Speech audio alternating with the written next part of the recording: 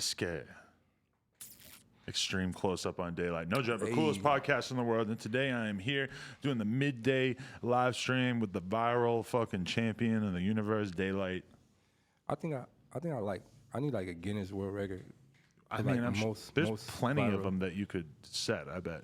Like, I think I'm like the most though. I think I might be the only person to like continuously do it. Go viral. Yeah. But you do it very intentionally. Is something about every public appearance that you make usually where you have a hook?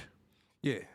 I think most people do it out of like, hey, look at me. I most definitely have a motive every time I do something. You've really kind of abused your DJ Vlad privilege. Yeah. You've sapped up all the clout you could possibly get out of that. Yeah. But I feel like there's a whole new generation of rap fans who know who you are because of the whiteface thing, because of all these things. It's crazy because that interview actually really showed me how white privilege really works. What do you mean by that? So like in that interview, like I've said a lot of that same shit in interviews, like right, and like people was like, oh, conspiracy theories. And then when I did it as an actual quote unquote like white man, people was like, yo, I rock with this dude now. Really? I was like, wait, so y'all like the white me and not the black me? You think even though it was insanely obvious that this was just a black guy wearing white face paint, that people still were persuaded to feel that way? We in the era where like maybe some people didn't know. You gotta think, people were like taking every drug in the world. Like things don't look as clear to some people. You don't think? No. To me, I feel like almost everybody who watched that probably knew, but I'm open to interpretation. You know, you got to think if somebody's watching that and they done pop about 5 pills, they're all lean and a little bit of everything. You think their vision gonna be 100% clear? What percentage of DJ Vlad's audience do you think are popping Percocets? All of them, really? 95%. That's interesting. 95%. What about my audience? 98%. About 8, 9. Okay. Let's talk about the early days of Daylyt because I'm interested in how this man was formed. All right. So what You're not from Grape Street, or are you? I'm Grape Street affiliated. Okay. My family's from Grape Street. Very few people seem like they're actually from the trenches over there. Yeah, like I was born and raised. Okay. You feel me? Like I was I was raised in Jordan. So like I'm affiliated by, that's where I was raised. Like when you in LA, people don't ask you where you're from, they ask you where you live. Right. And if you live over there, you from over there. Like it ain't no way around it. People don't move around that much until you get to the level in your life that you're like downtown. Yeah, and then nobody downtown is from downtown. Yeah, because so there's no children downtown. Yeah, you just out the mix. But when you in the mix, people go, "Where you from?" You be like, "I don't bang." You be like, "Where you live?" Yeah. And then like, "What's your social security card?" It's hilarious how that's the hierarchy of Los Angeles is that you like are growing up in Watts, and then all of a sudden you like graduate to downtown. That's like pre-wealth. Yeah, it's wild, bro. It's wild. You can get away from a lot of the shit there. But like I said, I grew up in the hood, so I've been through all the ups and downs of the neighborhood. Luckily, I'm one of the few people that got to where I've got to from my neighborhood. But yeah, like, so before I get into like a lot of like who I've become now, like I want to give a big shout out to my brother from another mother, Mickey Fats. Oh, really? Are you familiar with Mickey Fats? I am, but I didn't know that you had anything to do with him. Yeah, we're like super tight. Okay. But Mickey Fats is actually the birth of trolling Daylyt. Really? Is the birth of it. He put you on. He didn't necessarily put me on. He probably created something that he didn't try to create. Huh. So earlier in my career, you know, I was like super serious. This was before I even knew what the word trolling was. Okay. You know, but was this battle rapper this is Daylyt? battle rap. Because you were always attracted to that strain of rap. This is battle rap. Like if you haven't seen this, if you want to watch like pre-troll Daylyt, like pre-comedy Daylyt, you have to watch my very first battle back to the battle rap scene, which was Daylyt versus Philly Swain. Okay. Oh my God, I know Philly Swain. And that's when I was like, I didn't know what trolling was. So I cannot wait to watch that. I wish I knew about that. A very aggressive person back then. Okay. Like, right? Like a lot of people see Happy Daylyt, like, oh, Daylight's a clown, you know what I mean? But this is something you've grown into. Before that. So after I battled Philly Swain, you know, and this is when I'm like trying to move up my rank in battle rap. So I get in all the little battle rap forums and shit like that, and I'm like, yo, I'll kill anybody, like whoever wanted. I see this guy named Mickey Fats. Prior, I didn't really know who he was, but I'm like, and Mickey Fats like, you're whack.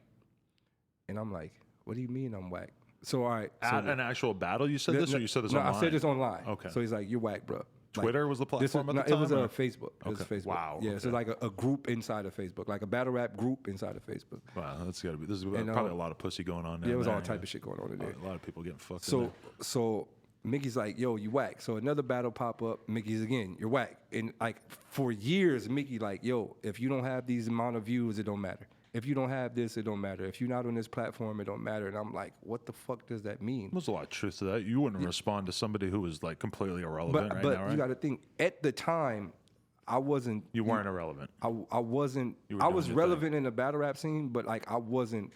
Like shit had grown. Like shit, it was all URL, it was all type of shit popping out. You weren't just some brand new little kid. Yeah, so I'm like, what are you talking about? So Mickey started finding whack battle rappers and saying they were better than me. Like he would purposely find Johnny Bravo, the battle rapper, 2 views in Kansas and be like, he's better than you. Right. So Mickey's trolling me for like years, right? Years. And for years, I'm just like, is it about talent or is it about views? Like, what is it really about?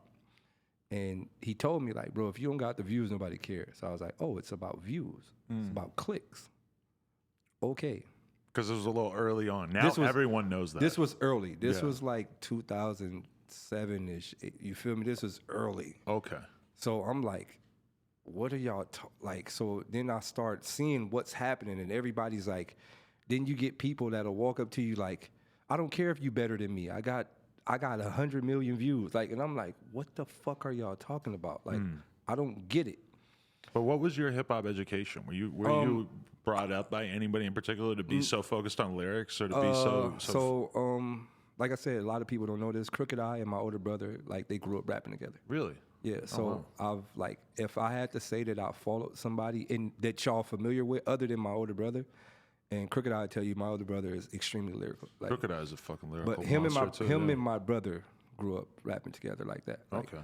So if I had, it's weird because I interviewed him last night. Yeah, if I had to point at somebody that I can say that y'all know, I would say I went down the Crooked I path. Like I was like that's what impressed me coming up. Like I wasn't a fan of West Coast music. Really? And today, I'm still not a fan of West Coast music. What was your perception of West Coast music at that time in 2007? What was really cracking off out here? Because there was a lot of jerking music and shit at that time, right? Like,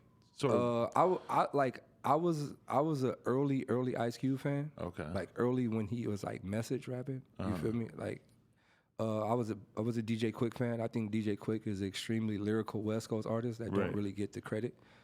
But like as West Coast rap grew, it just didn't impress me anymore. Like, you know, like I skipped past the whole jerk movement, the ratchet movement, the Dougie move. I was out, bro. I mean, looking at how you rap or how Crooked I raps, it's like there's not a lot of people on the West Coast that have gotten big that you could really say fit into that kind of lyricism. Kendrick is the only one. He's the only one that beat the West really Coast made something out stereotype. of it, yeah. You know what I mean? Like, he's the only one that made it into the lyrical category, like, of the mainstream. But then took it to a totally different level. I was just having that conversation with Michael Rappaport. It's like Kendrick is a very rare exception that is like mega lyrical, uncompromising production wise, still gigantic. Even with Kendrick, like, I think like he sacrificed a lot for where he's become now. Like, he did kind of what I'm doing now, which is like he set out that whole wave. Like, you know, I know Kendrick from back. Like, you know, I know K-Dot. I watch a lot of, you know what I mean? Like, he's been in the same circles as us. And he didn't try to do what was hot at the moment. You feel me? He didn't jump on none of the trends or none of the Dougies or jerks. He didn't jump on none of that. He set out, kept focusing on what he did, stayed on the East Coast where rap was appreciated, put out his dope projects from the hip-hop perspective. Then when he popped, he came back west, and that's kind of like what I did. Like, when I didn't really get into battle rap because I wanted to battle rap. Like, I got in battle rap because my mind is a lyrical mind, and at the game where West Coast music was going, I'm like, I'm going this way. Right. Y'all can go that way. Y'all can make all of that Vans and all that shit, and I'm going this way. So that's kind of like why I stayed in battle rap. Like, okay, so then the Mickey Facts thing. But then he keeps comparing you so to these he keeps comparing rappers. me to whack rappers, and he's like, yo, you know, if you don't have the views, like, it don't matter, bro. Like, I don't care what you say. Remind, I don't know you. So I'm like, bro, why do you?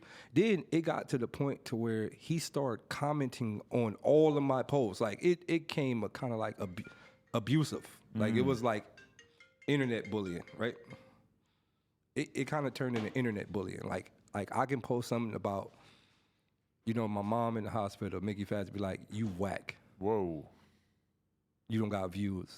That's harsh. It got bad, bro. And I'm like, all so right. where does your brain go? Does your brain go, I want to beat the shit out of you? No, or you're like, I want to best you? I'm one of the few people who take constructive criticism. So before, like, I grew up a very, very angry child. Like, very, very angry. I took anger management, all type of shit. So as I got older, like, you know, that be the things come to my head. You know, before you explode, think about all the scenarios. So now I'm like, all right, what is he really trying to say? Do he really like me? Is he really saying I'm dope? Is this his way of saying you're dope, but I don't want to really tell you? What is he trying to say? Or is he telling me the truth? So there's a lot of ways I was thinking it. So I said, okay, it's about the fucking views, huh? All right. So I click on YouTube and I go most viewed videos on YouTube, and then I see a stupid shit like man licks his cat, 8 million views. You feel me? Like, it's just a bunch of stupid shit, 30 Gangnam style, fucking 100 billion. Like, what the? Okay, I gotta be a fucking clown. I need some element of I this. need some element at the very of least. fucking something, right? So my very first video I did, it was a song called "Ass Naked with a Shotgun." So I'm sitting on my porch. On my front porch, literally asshole naked with a fucking 12 gauge shotgun. And I put the video out. And the very next day it had like maybe like 500,000 something clicks. Really? Boom, I took it offline. Like, no. You felt like you had fucked up? I fucked up. I thought I fucked up because the comments were horrible. You feel me? This is like, oh, what the fuck are you doing? The hip hop is over. Right. Like, and I'm just like, what the fuck did I do? You had no frame of reference for the fact that you have that going viral, getting the hate is a part of going viral. I didn't know that then. I'm like, what the fuck is this? Like, my career is done for. Wow. Right? So then somebody hit me like, yo, what the fuck you doing? Like, you're stupid. Put the shit back up, bro. I put the shit back up. It goes to like maybe 200,000 again. Boom, boom, boom. And I'm like, holy shit. But it's all hate. But I'm like, in my mind, I'm like, but if I so right after that, maybe like a week later, I dropped like a regular video, like real song. Hey, people, let's stick together. Power to unity. All people must stick together. And it that doesn't was matter. The real you. That's the music you wanted to make at music. that time. This is real music. No matter what, like, it's not about race. It's nothing like, let's all stick together as a people. 10 views, 100 views. You know, you get a 2 comment. Yo, this is real hip hop right here. Yeah. So I'm like, holy shit. All right. All the people on this video, so I'm comparing comments, all the people on this video are saying how much hip hop is dying and how much rappers like this is whack, but they didn't see this. How the fuck could I make them see both? And I realized you can't. You can't. You can't. You don't think there's any solution. If you're not being pumped by a major or any major outlet, they will never see it. Never. So I'm like, all right, well, I got to get their attention somehow. So from then, once I seen the numbers, and then also in the battle rap community and in every form of hip hop, it stopped going from talent. People want to book you based on clicks, numbers. It started to go into numbers. So when I was asking to get booked at certain places, it was like, how many views you got? And then views became like currency or some form of like the measure of your work. A measure of your work, like not how good you are, not like we really like you. It became how many views you got. So I'm like, okay, I gotta rack up my fucking views. Well, Daylyt, everything you worked so hard up to build, which was your aggressive reputation, that's what's setting you back. You gotta be a fucking internet person, plug in the game. Because your reputation previously was just being a hard ass, badass. Bro, like everybody would tell you, like, growing up, bro, like, I didn't even know how to smile. Like, I didn't even know what happiness was. I grew up in nothing, bro. Because you were growing up in such hard circumstances? Bro, like, I lost. That's why, like, if you look at me now, like, most rappers, they talk about a lot of shit, bro. I don't like to talk. I'm not proud of none of it, bro. I seen people die as a child. Like, I had RIP best friends in 5th grade. Like, this shit, You get what I'm saying? Like, it's traumatizing. Like, I get PTSD from a lot of that shit. So it's like, it's memories that I took. You feel me? Like, I just lost, within the last maybe like year or so, we just lost maybe like 10, 15 different homies. Wow. You feel me? So it's like, if you familiar with Watts, you know what's happening. Like, it's real. So, like, I took that. So, you know, throughout my whole, growing up in Watts, like, there's something you got to live by. Whether you from the hood or not, you still got to hold your chest up high. You can't be no bitch. You can't be no mark. Whatever, right? Right. It's just a stereotype in the hood. So I had that stigmatism. Everybody that know me will tell you, like, Daylyt was always mean mug, frowned up, coming up. Like, you feel me? The facial expressions he made, he looked like he was just always ready for some type of problems. But did you always think that you were smart? Because when you listen to you rap, it's kind of like, whoa, this dude's I always got knew a lot lot man. going on upstairs. Always knew a lot. Like, coming up, I'll give you a little background where it started, where I started to question reality. When I was younger, my dad took me to the movies to see a movie called Daylyt. Your dad, you had a real good relationship with him? Yeah, we're actually real tight. Okay. When I was younger, my dad, I watched a movie called Daylyt. I don't know if you're familiar with the movie, but it's with the wrestler Roddy Piper. Ooh, love Roddy Piper. Yeah, and there's a movie called Daylyt, and I was young when the movie came out. I think I was maybe like 2 or 3 or some shit, like whatever. And that movie changed the way I seen the world. Like, even from a kid, like, I was like, I always had the question, because the movie is about, like, what if people not really people? You know what I mean? Like, some people not really people, and like, everything is not what it is until you like really look at certain stuff. And I grew up with that mentality. Like, you know what I mean? I used to look at some of my homies like, what if these are like not, you know what I mean? I used to just think like that growing up. So that kind of shifted me from the rest of a lot of people that I grew up with. Like, I always had that type of thought. And then as I got older, you know, one thing led to another as far as like what I was interested in, things I wanted to see. But I blame a lot on who I am now because of my dad. It's just like the things that he put in front of my eyes. Like, I never watched hood movies and shit like that, soul food. Your dad was just into weird shit? My dad was into weird shit, bro. Like karate movies, you feel me? Like nature shit. Like, that's all we watch. Karate movies, Nat Geo, shit like that. So like, yeah, so what he put in front of my eyes, I think that got a lot to do with like who I've become now. Like, okay. And then that just led to one thing. Like, I was like one of the few people that be like, all right, what y'all doing today? They'd be like, nothing. We just about to hang out in the hood. I'd be like, all right, I'm going to the library. Really? Yeah. So I spend like hours in the library. You finished high school? Oh, yeah. And do you think about going any further? Yeah, I went to college. Yeah, I'm a college graduate. Where'd you go? I went to Long Beach City and Long Beach State. Wow. That's awesome. So, what'd you study there? Some bullshit. Like what? Liberal arts? No. I went to school for business administration. Really? One of the biggest scams. And you thought you were going to be doing what with that? I thought it was one of the biggest scams ever played on me. Really? Like, ever. You're still in debt? Most definitely, and they not getting a fucking crumb. Wow. I'm not paying them shit. So is your credit fucked? No, they can have all that. You know, we battle rappers and we rappers and we make all type of other shit. So I don't give a fuck about credit right about You never thought about just hitting a big battle rap lick and just paying it off? I'm not paying them shit. I'm not paying them a couple of $100,000 for a piece of paper. I'm not. It's a couple $100,000? Yeah, it's up Holy there. fuck. Yeah. But I'm not paying them that for a piece of paper. But so do you consider yourself to have been deluded at that time in thinking that this was a good investment? Yeah, most definitely. You know, when you grow up in the hood, you don't really know too much. You just know, go to school, go to college, and after college, you made it, right? So I did that. You know, I went to school, went to college, you know, financial aid to pay for all the extra shit, and then I got to the other shit, the loans and all the extra, the college shit. Yeah. And, walking they across make you the think stage, this is normal. And I'm like, business administration? Fuck yeah, when I get out, I'm going to have a business. Yeah. I got out and I was like, all right, here's your piece of paper, and you owe us this money, and you don't have money to start a business with. Yeah. Oh, I'm fucked.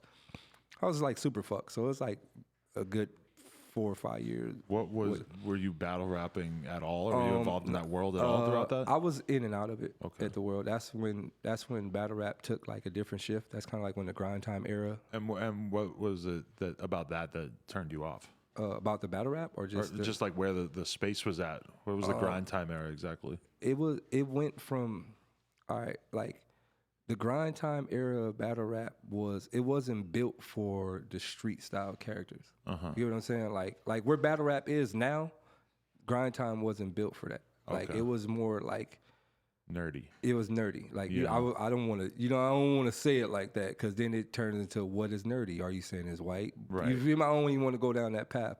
But it was more not for our type of style. And the West Coast battle rap has always had like an identity struggle, wouldn't you say? Yeah, most definitely. Trying to like figure out exactly where it fits. what we are, because it's like we want to be lyrical, but our peers don't like lyrical shit. Yeah, and it's like this subgenre that is up against like this massive, like gigantic specter of commercial rap. Like West Coast have to be this. You had to have lowriders in your shit. Then on top of that, when you go West Coast, then you put the Bay and Los Angeles in the same bubble. When we damn near like two different states, different planets. Yeah, like the Bay and LA is two whole different worlds. You know what I mean? So it's like, it was a lot going on in battle rap that time. So I just kind of fell back. I'm like, you know what? I'm gonna figure some shit out. Like I went to school. I tried to play ball. You know, I did like a couple of things trying to figure out life. But it was always self-evident to you that you were just drawn towards that side of rap. Yeah, most definitely. Most definitely.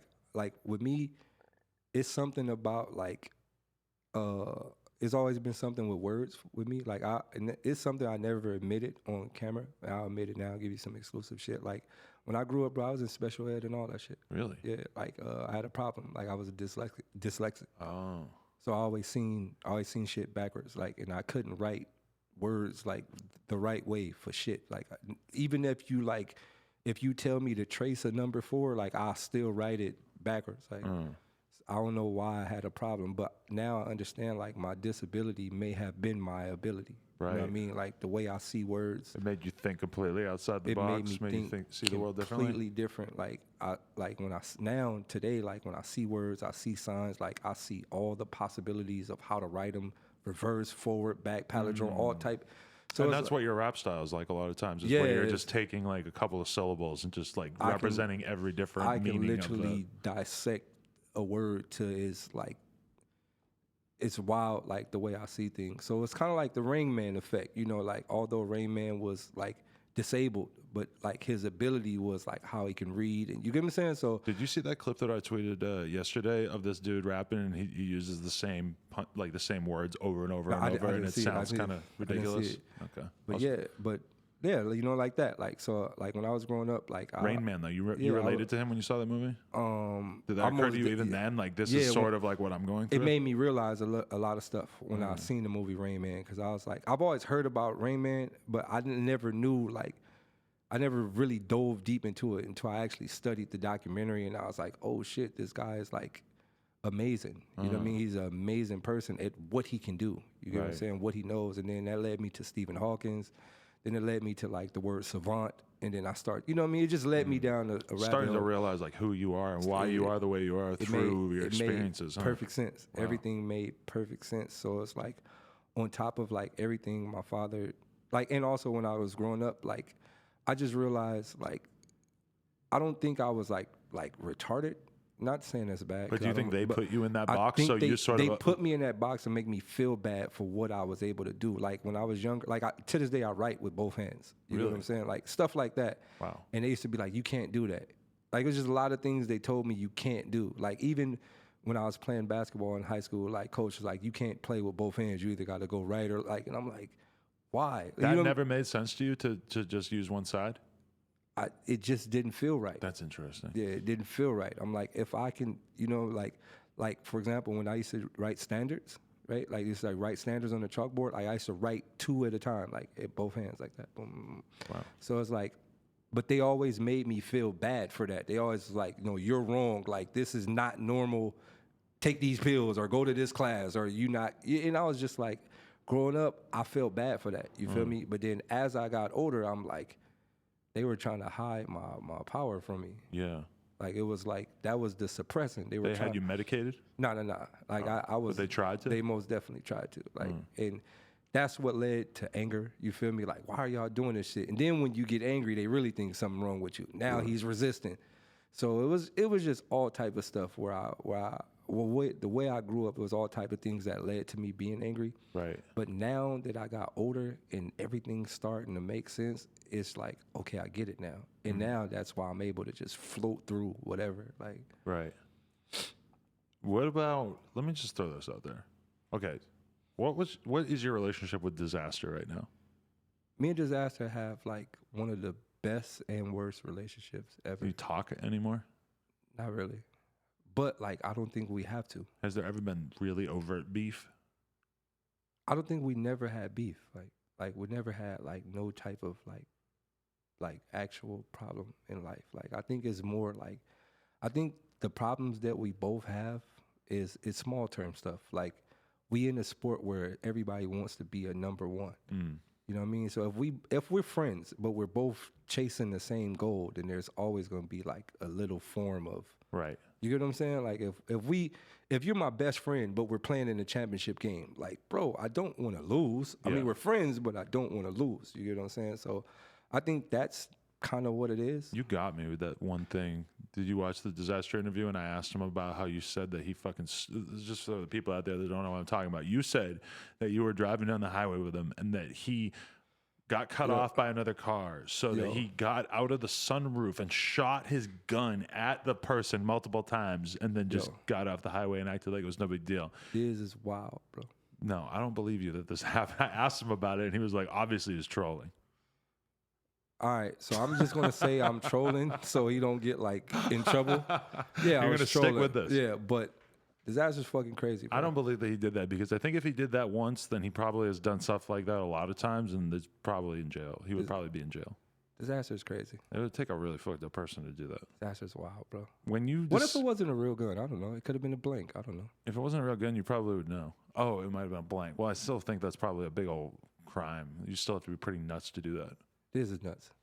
But yeah, like I said, going back to that, like we don't really have problems. I don't think it's really no like problems like that. But like, you used to be closer. Yeah, we used to be a lot closer when we were kids. Because I was watching a lot of old battles of him where people would be like, "Oh, you're Grape Street homies." Like people would be dissing him, trying to say that he was relying on your connections. Yeah, like Diz didn't grow up with us. You know what I mean? Like he grew up.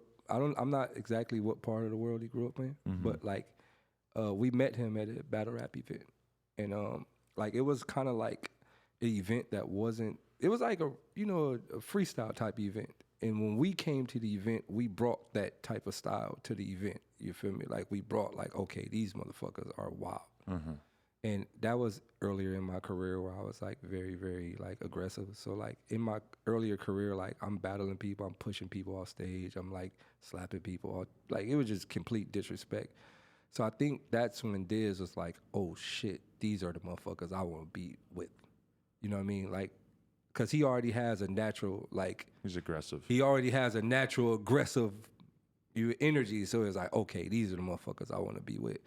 So I remember when I was like, yo, you know what I mean? Like, we got this little shit that we about to start up here, you know what I mean, called Crack City. And then Diz was like, I'm down, you know what I mean? And then, like, that's when he, like, kind of became, like, a part of, like, what we were.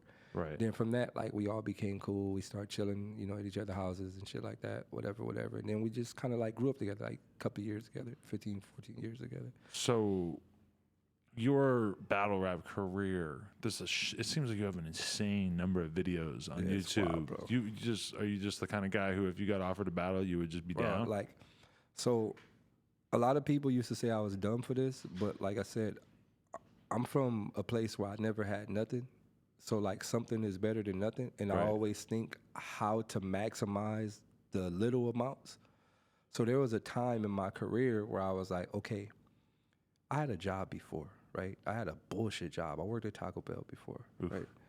And I was making like $7 an hour. So I'm like, $7 an hour. Bro, I'm making like $40 a day with tax taken out. You know what I mean? My check's like 300 something, like. This is every 2 weeks. You get what I'm saying? Like, I'm thinking about that. And I'm like, all right. Lee's is like, yo, Day, how much you want the battle? I'm like, all right. This is not a battle normally is going to last 9 minutes, whether I win or lose or not. It's 9 minutes, plus I get to fly out somewhere, plus a hotel. Bro, give me $500. So there was a point of time in my career where I was battling for $500, bro. And I was battling like literally every day. And you were happy to do it. Bro, what? $500 a day? You gotta think, I'm from Watts. I've never been anywhere. So and you're just super passionate. To fly to another state, make $500, get fed in a fucking 4-star hotel. Right. Fly me everywhere, bro. I literally was ping-ponging the entire United States. Ping, ping, ping, ping, ping, ping. So there's all kinds of different promoters who are booking you? No, Daylyt, like that's a known thing in battle rap community. Daylyt is $500. Like Really? That's like early in my career, like I'd say 2013, 14, $500, I'm there. It didn't occur to you that you could ask for more over time, or did it slowly work its way up? Bro, like, you got to think, I'm in the middle of fucking Australia. I don't care about more. You know what I'm saying? You're excited to tour the world. A lot of rappers dread that. Bro, I'm from Watts. This is what you're not understanding. Like, I'm from an area, like, a lot of these other rappers, like, they can maneuver in their cities. You get what I'm saying? Like, you can maneuver in your city. Not saying that it's not bad, but you can maneuver. Like, you could go, I'm from Watts. My radius is 95th Street to 106th Street. That is my radius. Like, we can't go out of that. You get what I'm saying? So, like, as I got older, I'm like, yo, like, I'm in Australia. You get what I'm saying? Like, I'm a kid from Watts in Australia, and from Australia, we're going to Alaska. And then from Alaska, we're going back to we're going to Canada. Like, I'm like, yo, I'm out. And on top of that, you got to think, like, I'm like, all right, $500. I battled 90 times. You know what I'm saying? Like, this shit is adding up. Yeah. And I'm not spending money. So I'm like pocketing. So I'm like, yo, like, at that time, I'm like, yo, this shit is turning out very good for me. How much work were you putting in at that time to prepare for a battle? Now you have to think. In comparison to now, too. Now you have to think. For some people, it's very hard to write. It's very hard to memorize. Like, I think for me, like, it is very easy. Like, I don't need max prep time. I don't need to be, like, researching. I have so much inside my mind. Like, if they like, Day, you got a battle tonight, like, I'll be ready in a couple hours. That's easy for you. It's very easy for me. So what's the thought process? Say you were going to battle me. Say that I am who I am right now, but I'm also a rapper. And you've got to think, I'm going to fucking dissect this guy. I want to win this, so I have to expose him as being whatever. Like, you have to, like, what is the mentality of how to pick somebody apart? Because you've done this hundreds of times. The first thing is, like, you got to think about things that work in battle rap. So name flips all the way work. So it's like Adam 22, hit Adam with a 22. Like, that's automatically gonna get because a crowd. You can make people laugh if you come up with a bunch of them that keep getting funnier and weirder. Like, it's like Adam 22. I'll hit Adam with a 22. Should I keep it going? Keep it going. I hit Adam with a 22 when he was 22. Keep it going. It's a 44. Like, you get what I'm saying? Like, it's that simple. And, like, I started to realize battle rap crowds is like taking candy from a baby. It's very easy. What do they want? It's very easy to please them, bro. It's like they just want a few lines about killing somebody and how you can rip somebody's spleen out and destroy somebody's baby guts. And it's some simple shit, bro, and they're going to lose their fucking mind, bro. Right. It's that simple, bro. But you don't think about, like, what that person's, like, weakness is, like what is going to wound them. To what extent do you really want to hurt their feelings on stage? Because that is the most dramatic shit. When you're watching a battle, you can tell the motherfucker's hurt. It's hurt. But for me, I built my own genre inside battle rap, which is the Daylyt world. In Daylyt world, I don't even have to talk about you. My whole round can be about flowers. Right. I could battle a flower in my round and people be like, Daylyt won. It's more about, like, elevating yourself through showing how funny and creative you are. It's like I built a world inside of battle rap where it's not about who Daylyt's battling. What is Daylyt gonna do? Is Daylyt gonna be better than the last Daylyt? What wild shit it don't even matter if I win or lose. Like, that don't even matter. We seen Daylyt, he did something we never seen before. We got our money's worth. When I was just watching some random battles, and I saw you battling this white guy in Canada, I believe, and you showed up dressed like a fucking slave, and you had a guy with you that was supposed to be your master, and you're, like, asking him for permission to rap and stuff. What fucking corridor of your brain did that come from? And was that a specific thing for this white guy that you were going to battle? Like, I'm going to just make this motherfucker feel so uncomfortable. Nah, it wasn't even that. It had nothing to do with him. It was actually a deeper metaphor than what people could think. So going back into, like, I do research on a different level. So that was actually for a title match, right? King of the Dot title match. So that was a big one. It was a big title match. In the title match, you win a chain, right? They put a chain on you. So my thing was, like, I want to get out of the chains. Like, you know what I mean? Like, we're kind of tired of putting chains on ourselves. Like, I want to get out of the chain. So on top of that, like, if I don't win the chain and I don't let them put a chain on me, I'm technically free. So if the other guy beats me, he actually stops them from putting a chain on me. So that was my objective. My objective was to help them understand, like, yo, Canada is a place where people, like, freed slaves went. And people didn't know that. People was like, what are you talking about? I'm like, yo, like slaves actually hid in Canada, like to be free. Like, and Pat Stay actually mentioned it. He said it in his verse, and that was my objective. It was like a mind game. I want him to say it, and he actually said it in the battle. It's like, yo, this motherfucker don't even know Canada is where the slaves were free. And I'm like, yes, that's what I wanted you to tell them.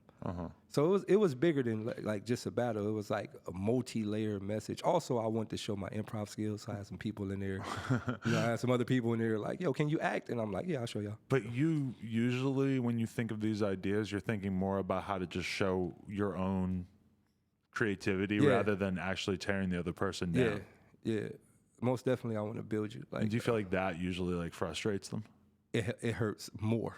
Because it's like you not even respecting them enough to base. It hurts. Because it makes it hard for them to figure out what you're going to come with too. Yeah. It hurts even more to know that this was their biggest battle and I gave no fucks about them. Right. It hurts more than giving a fuck about them.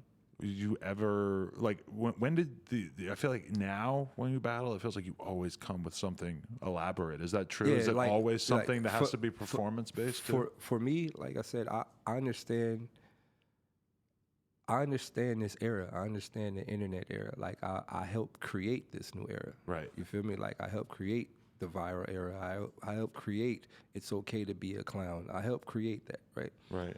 And I understand, like, battle rap in general, you have how many battle rappers is it? It's like you tell me. Trillions, right? You think there's a shitload still? The scene is healthy? Bro. Like, the same amount of Lil so-and-so's it is. There's that many battle rappers? It's that many battle rappers, right? And how you have mumble rap, like all the mumble rappers sound the same, auto-tune, it sound the same. Battle rappers are like that too. You can find a billion battles that sound exactly the same, right? I always told myself, like when this ship crashed, because every ship crashes, right? No ship lasts forever. Every ship crashes, right? When this ship crashed, what are they going to remember? And now when you look back at a lot of things, it's like, I remember Daylyt.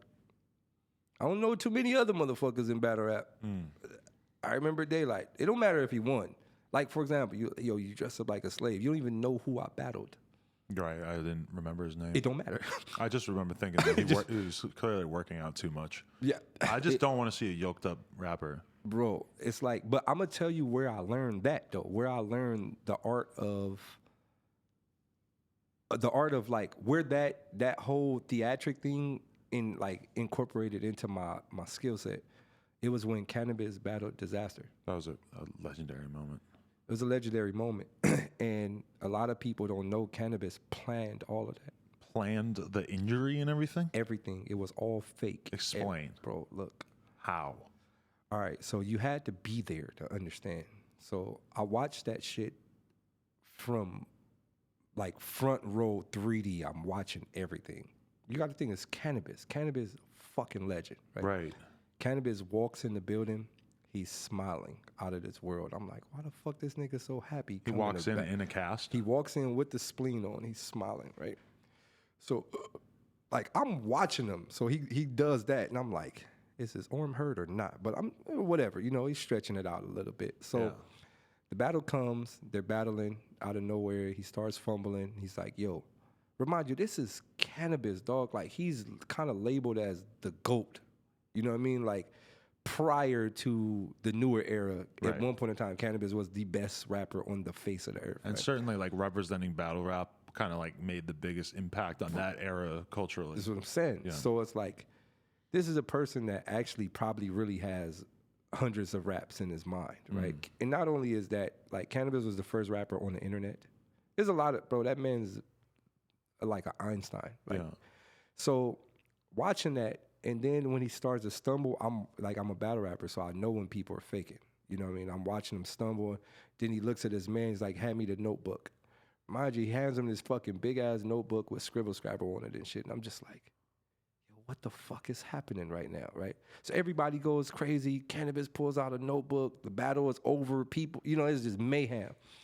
And if you was there, you had to see this. Cannabis leaves the ring, goes to the stage. Remind you, this is the hurt arm. Spleen comes off, grabs the mic. Sling. It's a sling. You keep calling it a spleen. I got to correct it at one point. Black, whatever. I'm from the hood. I'm still from the hood. It's just funny because you said you're dyslexic, and then there's like little things. Now it's starting, you get it, right? Little so boom, spleen, things, spleen, whatever the fuck you want to call it. Arm brace. You feel me? Yeah. And he pulls the shit off and grabs the microphone and was like, hey, you motherfuckers gonna respect cannabis. Boom, boom, boom. And I'm just like, he wasn't hurt. He was never hurt. So then what else does he do on stage? Right? He fucking slams the mic and runs to the crowd and starts taking pictures. Like fan pictures. Like, psh, psh, psh, everybody's cannabis, oh shit. So I'm like, what the fuck? So later on that night, I get online and I'm like, all right, when I get online, I'm going to see my, like, remind you, at the time, like, I use this term a lot, my best friend. Because, like, in battle rap, I use the term my best friend. That's not according to Disaster, but when I speak of Disaster in battle rap, I use the term my best friend because he's, like, my best friend in battle rap, right? So I get online and I'm thinking to myself, my best friend just beat cannabis. Like, holy this is mega. Like, you know what I'm saying? Like, the whole internet is going to be saying Disaster beat cannabis. I get online, I didn't see Disaster anywhere. All I seen, Cannabis pulled out a notebook. XXL, Cannabis pulls out a notebook. XXL, every site, Cannabis pulls out a notebook. They don't even put a picture of Disaster. I said, wait, if he won, why isn't nobody talking about the winner? Yeah. Literally, I go to the search bar, type in Cannabis versus Disaster. You see nothing with Disaster. It's cannabis. And I said, holy shit, this was the best loss ever. It was so much of a loss that, like, the winner got overshadowed by all the talk. But where's the win in that for him? Now, the only thing Cannabis didn't do was he didn't capitalize off of it. I don't think he didn't plan to capitalize off of it. If indeed he would have had notebooks for sale, Cannabis, the notebook for sale, with his rhymes in there. Or music on deck. Or music on deck. Or anything after that, he could have popped like wild. And I think people caught on to that. That was when people start saying, do something crazy, get all the buzz, drop music. Right. Right after that, you've seen it happen over and over because I tried it right after that. Right. Boom, did some wild, dropped a T-shirt, boom, it hit. So after that, that's when I incorporated it into my skill set. It don't matter about winning or losing. Just be the most talked about of the night. And, and then that led me back to what Mickey Fats was saying, like, bro, it's about the clicks. Yeah. And then from then, I was like, okay, now I got to use my super creative brain on top of the shenanigan era. Right. And I just started to combine both of them. And that's kind of what made me, like, unstoppable. Right. In battle rap. What's your battle rap career these days? Like, what's it take to get you out there, get you to go to Alaska these days? As of right now, though, in where the levels that I've reached, not only in battle rap, but also musically and just where I've reached in general, like, I know so much about business now that I no longer battle for money. This goes to any battle rap lead. Like, if you want me to be a part of your lead, I want equity in your company. Either equity in your company or I need McGregor. Yeah, I need equity in the company, or I'll need a substantial amount that can make up for the possibility of what you can make from me being on your platform. Because so how much when you go and do a battle rap? When you go do a battle, how much do you think that they can, if they're smart, make from it? Now, you got to think everything is time. So it's not even about what they're making at the moment, because that's where they sell you at. Oh, we're only going to make this back at the moment, but they're not telling you, like, monetization. They're not telling you all of this shit get upload, publishing checks, royalty checks. They're not telling you. It's a lot of shit that battle rappers don't know. Right. And I know this now that I'm in the industry. So, they sending the shit to prisons. Also, they got merch sites. So it's like, if you have a company... If we battle on your company and we make your company hot, but you sell merch, people would not buy the merch if we wasn't on the company. Right. So you got merch sales. This is a lot. So how much is fair for you to fly to fucking Alaska tomorrow? Right now, it depends. Like if it's a mega lead, like, because we got bigger leads and we got smaller leads. Then you got on top of that, we're doing pay-per-view now. Right. right? So, average, like if it's a major league and you look at these pay-per-view numbers, the pay-per-view $39, and then you got like fucking, I don't know, 20,000, 30,000 people watching this shit. You're probably more than that. You know what I mean? Like, I just tell them like this, like, like I said, if you don't want to give me equity in the company, I need a percentage in the company because I'm most definitely going to do something. Because and the reason why I say this is because I've helped a lot of leagues become something. Like smaller leagues and bigger leagues, I've helped them pretty much become as big as they are. Right. So I would need a very large amount of money. Where is your creative energy going towards at this point? As of right now, it's all music. All music. All music and most definitely film. Like but working on your own music, yeah, or are you like project, you do all this ghostwriting stuff and everything, yeah, right? I do a lot of shit for a lot of people. So how does this work? How do you get content about this? Because and what do you do with TDE? Explain the nature of that relationship. So I have a relationship with Punch. Okay. Right. Punch is cool friends with my producer Willie B. Willie B is also partners, are not partners, but he's also in a relationship with TDE and been in a relation with TDE. Willie B produced Kendrick Lamar, Rigor Mortis, and a few more joints for Absol and a few big records over there at TDE. So Willie B is cool with Punch, and Willie B introduced me to Punch. But not even on the music shit, mainly because the neighborhood I'm from, which is the Grape Street side, and Punch is from the Nickerson Garden side. So Willie was like, if we all working together, like, it'd be dope if y'all met and, see how y'all could chop it up. Bigger than music, though. Just because y'all from two sides has just been uniting beefing. Watts. Yeah, he's like uniting Watts. And it's crazy because Willie B is from Linwood, and Linwood is like the cousin to Watts. So Willie B is being a big cousin by uniting us or whatever. So my relationship with TDE is kind of through Punch. Okay. And I fuck with like everybody through Punch. But it goes deeper than that because J-Rock is also the face of TDE, right? He helped pretty much build TDE to what it is right now. And me and J-Rock actually grew up together. We're like kind of like best friends too, as really? like childhood best friends. Yeah. And you guys still talk a lot and stuff? Not as much, but like it's kind of like if I see Rock, we gonna give a long hug. We don't really have to say too much. We know what we both doing. We're doing the right things for both sides, making sure everything okay. So, but what do? You go in and help out with ideas for various? No, projects? I don't do anything like that at TD. Like like I said, my work is only with Punch. Like I don't write anything for TD. Like I just work with Punch. Like you know what I mean. Like we'll do records together and shit like that, or we'll do like projects with Willie B together. Like, but I don't do anything for TD like that. But you have done stuff where more established rappers will fly you out. Didn't you say something about Drake? Most definitely, I fucks with Drake. And what, you were part of the OVO sweatshop for a period of time, or what? That's some stuff I don't really want to talk about here. Because you signed an NDA? Yeah. That's stuff I can't really speak about. But I just know when people say stuff like, yo, Daylyt, where your big records at? And I be like, exactly where they're supposed to be. What's that mean? On the radio. They're big records, yeah, but where they're supposed to be. But you can't talk about it? Yeah. They're exactly where they're supposed to be. So how does that feel that you can write big records for other people, but you haven't really done it yourself so much? I'm okay. Do you feel like you have the star power to have a big solo career? Look, everything has time. Everybody gets a shot. You know what I mean? Let's take Neo, for example. Neo was behind the scenes for a long time. Right. And then he got a shot. Pow. So I don't mind playing the game. I'll chill till the time is right. But a lot of the stuff that you've done, you could kind of describe as like clout chasing or whatever, like all these different things that you've done to go viral. But do you feel like in a way you should have been able to like transfer that through into, your own music? Or do you feel like this is all sort of like a long-term building process towards that? Nah, not necessarily. And is that your goal, to be like a fucking big ass solo artist, or is that kind of an oversimplification? I don't really even care about music like that. Like, I more so want to go into the movie field. Oh, okay.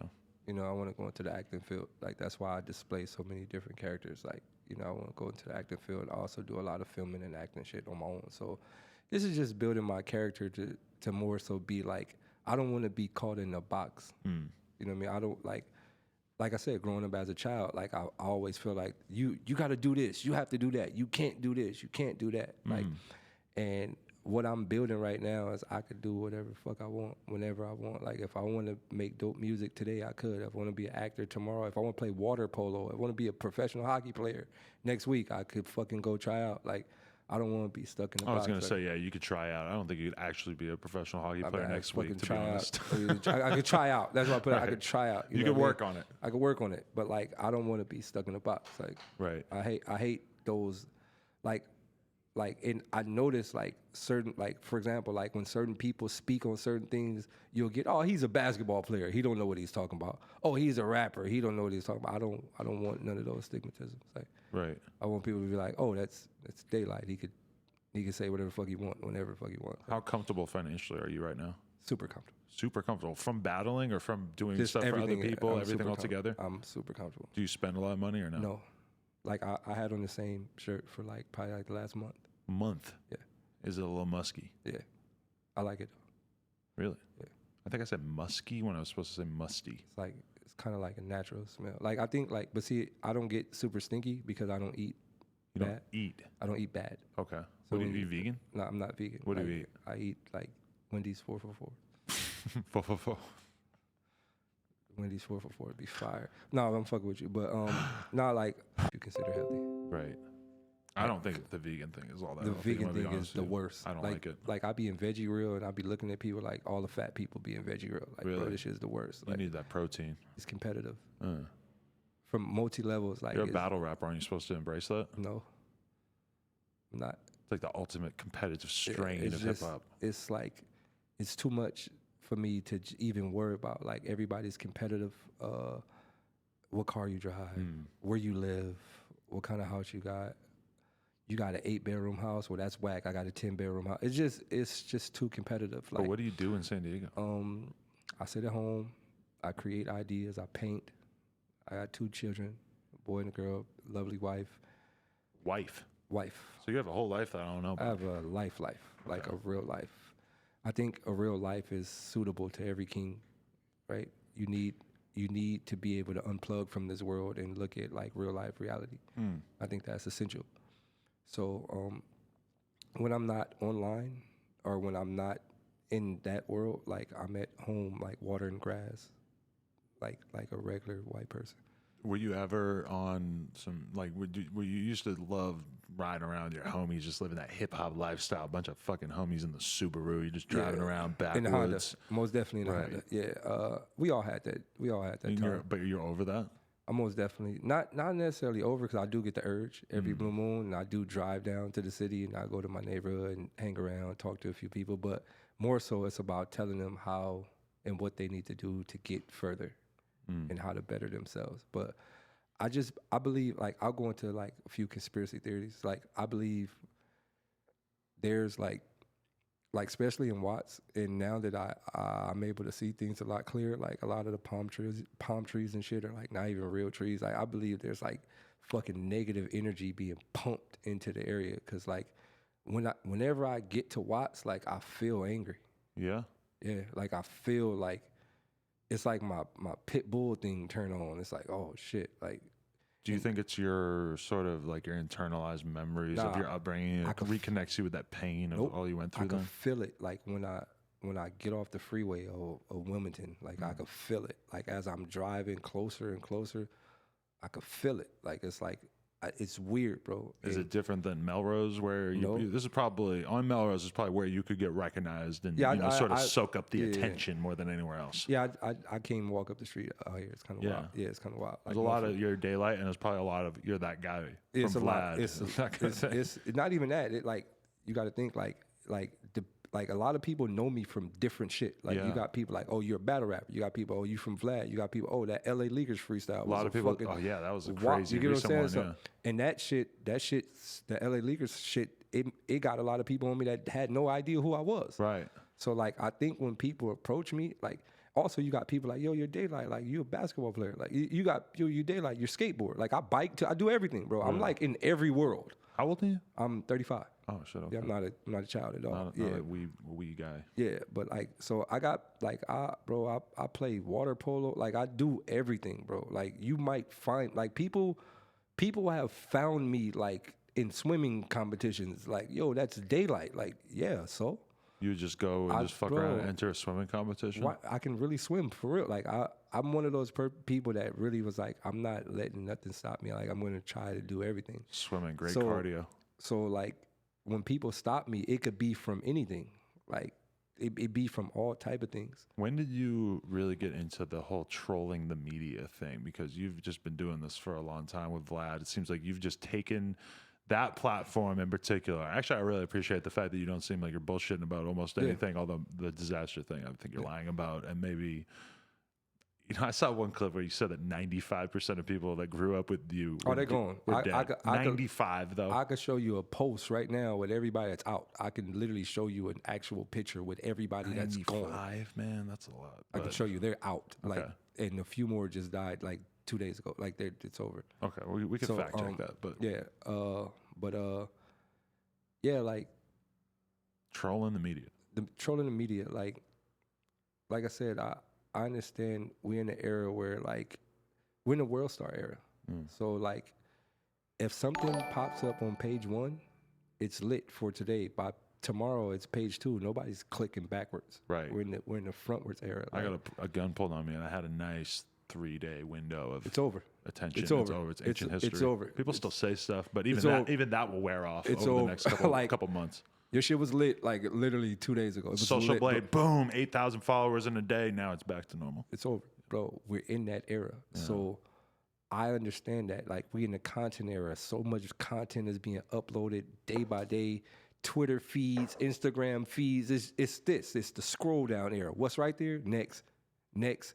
So my thing is, I just got to stay up there somehow. As long as I can stay up there somehow. But that notoriety, is it enough in itself? Because to me, being in that cycle, I do think it has value, because at the end of the day, I'm just making more people know about me. I'm just trying to reach maximum saturation of just making everybody know about you, because then in the future, they'll be receptive to whatever other additional messages you want to put out, whether it's a t-shirt or like a video. Farming. You got to get as many cows and sheep.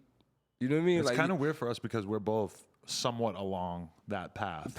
We're not at the maximum level of that path. Nobody ever really is. But when you look at somebody like Charlemagne, it's like, you know, he's kind of he's reached peak saturation of the market. Everybody knows who he is. Everybody knows what the Breakfast Club is. I don't feel like I'm there. You look at somebody like J. Cole, Kendrick. Everyone who wants to listen to them probably is already listening to them. Yeah. Daylyt is still trying to bring people into the fold. I'm still, but that's the thing. Like, you got to think, like, I don't have a major backend behind me. Like, everything you see from the Daylyt brand, it's been me 100%. Like, I don't have any, like, I can't even say I don't have help. I never ask for help. Right? So, like, I don't have, like, if I drop something right now, it's not getting posted by all the major sites. You get what I'm saying? Like, and that's normally where everybody go to see shit. Like, I'm not on major playlists. I'm not on what do you call that? The freshman cover. You know, I'm not in none of that. You know what I'm saying? But somehow I'm still in the talkabouts of amongst the elite rappers in the world. And I think, like, I do a very good job at staying in that. Right. You get what I'm saying? Like the LA Leakers freestyle. Like, how's that go? You hit them up like, yo, right, like, would you be down to have me come through sometime? And then you proceed to write some fucking flames because you know that that's this big moment. What happened was, I never reached out to her. I never really, like, you know what I mean? So once again, my brother Mickey Fats had an LA Leakers freestyle, and he's like, yo, I'm gonna be in Cali. I want you to come with me. So I'm like, oh, I'll go with you, cool. Cause right, like I tell you, I could work the internet with no one's help. Like, right. I don't need anyone's help to survive, right? Like, I have this shit mapped down to the science. So Mickey's like, yo, come with me. So I go with Mickey, and Just Incredible and Sour Milk's like, oh shit, Daylyt. Bruh, we gotta get you out of all the people. We gotta get you back here. So, back there. So like, you didn't do it on the spot. Yeah, I didn't do it on the spot. Like, yo, we gotta get you back. So a few months go by, and it was just like a bunch of ups and downs. You know, they had schedules, they had stuff they do. So finally they reach out. Like, no, actually, I was with Punch, and TD Punch, and Punch reached out like, yo, what's good? You know what I'm saying? Like, my man Day said he ready, and they're like, all right, well, let's do it Monday. So the next Monday come around, and I'm there, and bow. And like I tell you, like, I don't really have to, like, I've done so much in my life, and like from a rapper standpoint, and this is why I tell people, like, battle rappers, and I'll say this loud and clear for everybody that's watching, battle rappers are the greatest lyricists on the face of this earth. We go through hours and hours of war with words. And just to break this stigmatism that battle rappers can't make music, that is a lie, because battle rappers actually make the best music ever. Eminem is a battle rapper. No disrespect, but it's stigma. Stigma. We keep saying astigmatism, which is the thing you get on your eye. It is, because they can't see. I just know that they're going to say something about it. I just want to throw that out there. Bro, trust me. We're all building in this overall collective intelligence. Yo, it's a stigma, right? Stigma. But Eminem is a battle rapper. If I were you, I would want me to tell you. Yeah, it's okay. Or you to tell me. But like I said, Eminem is a battle rapper. He is. Right? And he's labeled as the best rapper ever. Yeah. Why? Because he's a fucking battle rapper. And the things that he can do with words, only battle rappers can do with words. The only difference is he had the best producer in the world to help him. And he was white. And he's white. Marketable as fuck. In a way Extremely that, there's something to be said for being the first good white rapper. The first good white. Like, you had Vanilla Ice and then Eminem. And then it's weird that it took that long. It took till 1998 for somebody to come in the game that was really that dope as a white guy. But it wasn't that he was that dope. He was battle rapper dope. Like the shit Eminem does with words, regular rappers can't do with words. Only battle rappers can do that shit with words because you fight so much with words, you can break them down to infinity. So you had Eminem, you feel me? Eminem took over the whole rap game because he was a battle rapper. Now, I can honestly say this. You put any battle rapper in the studio with Dr. Dre and let him mold you, then you're going to be the best rapper ever. You think? Any battle rapper, bro. But you combine it with the fucking star power of Eminem, too. I feel like Eminem was horrible before Dr. Dre. Like, nobody cared. He lost in rap. I've never listened to that first project, but I always hear that it was terrible, right? Infinity was butt juice, I think I remember listening to it in the 90s and being like, wow, this is so not it. Infinity was butt juice, bro. Being with Dr. Dre will do a lot. Bro, what he drop? Kamikaze? Well, no. What was it? What was the Rival? I can't remember. Whatever the album. names of the projects. Nobody liked it, right? It was, this is Infinity M. Yeah. He dropped Kamikaze, produced by Dre. Oh, everybody's back on the wave. You get what I'm saying? So those little cosigns help.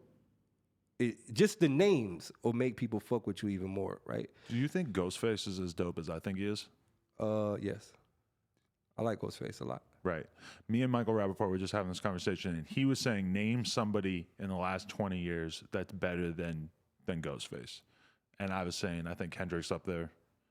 Yeah, I think. But in terms, and I realize that a big component of it is that you might be able to name a whole bunch of battle rappers that are super dope, maybe just as good lyrically, but they didn't make a real impact. Or, I would say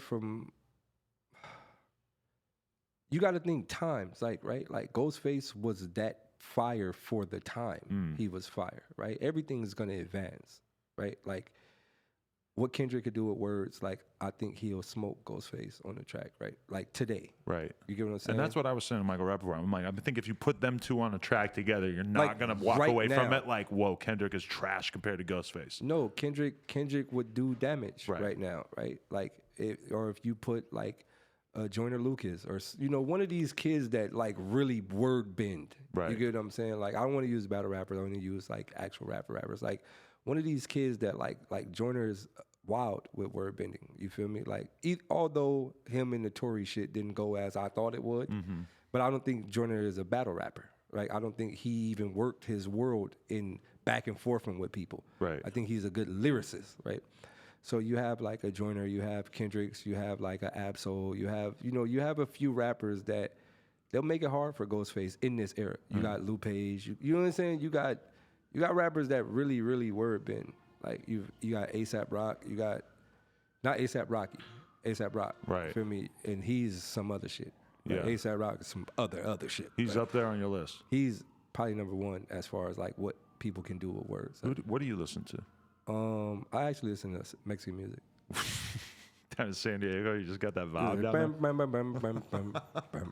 there? It's so close to Mexico that you just got to dive in. Yeah, I fell in love with it low key. Like it's just like after I listen to Mexican music. 6ix9ine. Yeah, damn, bars.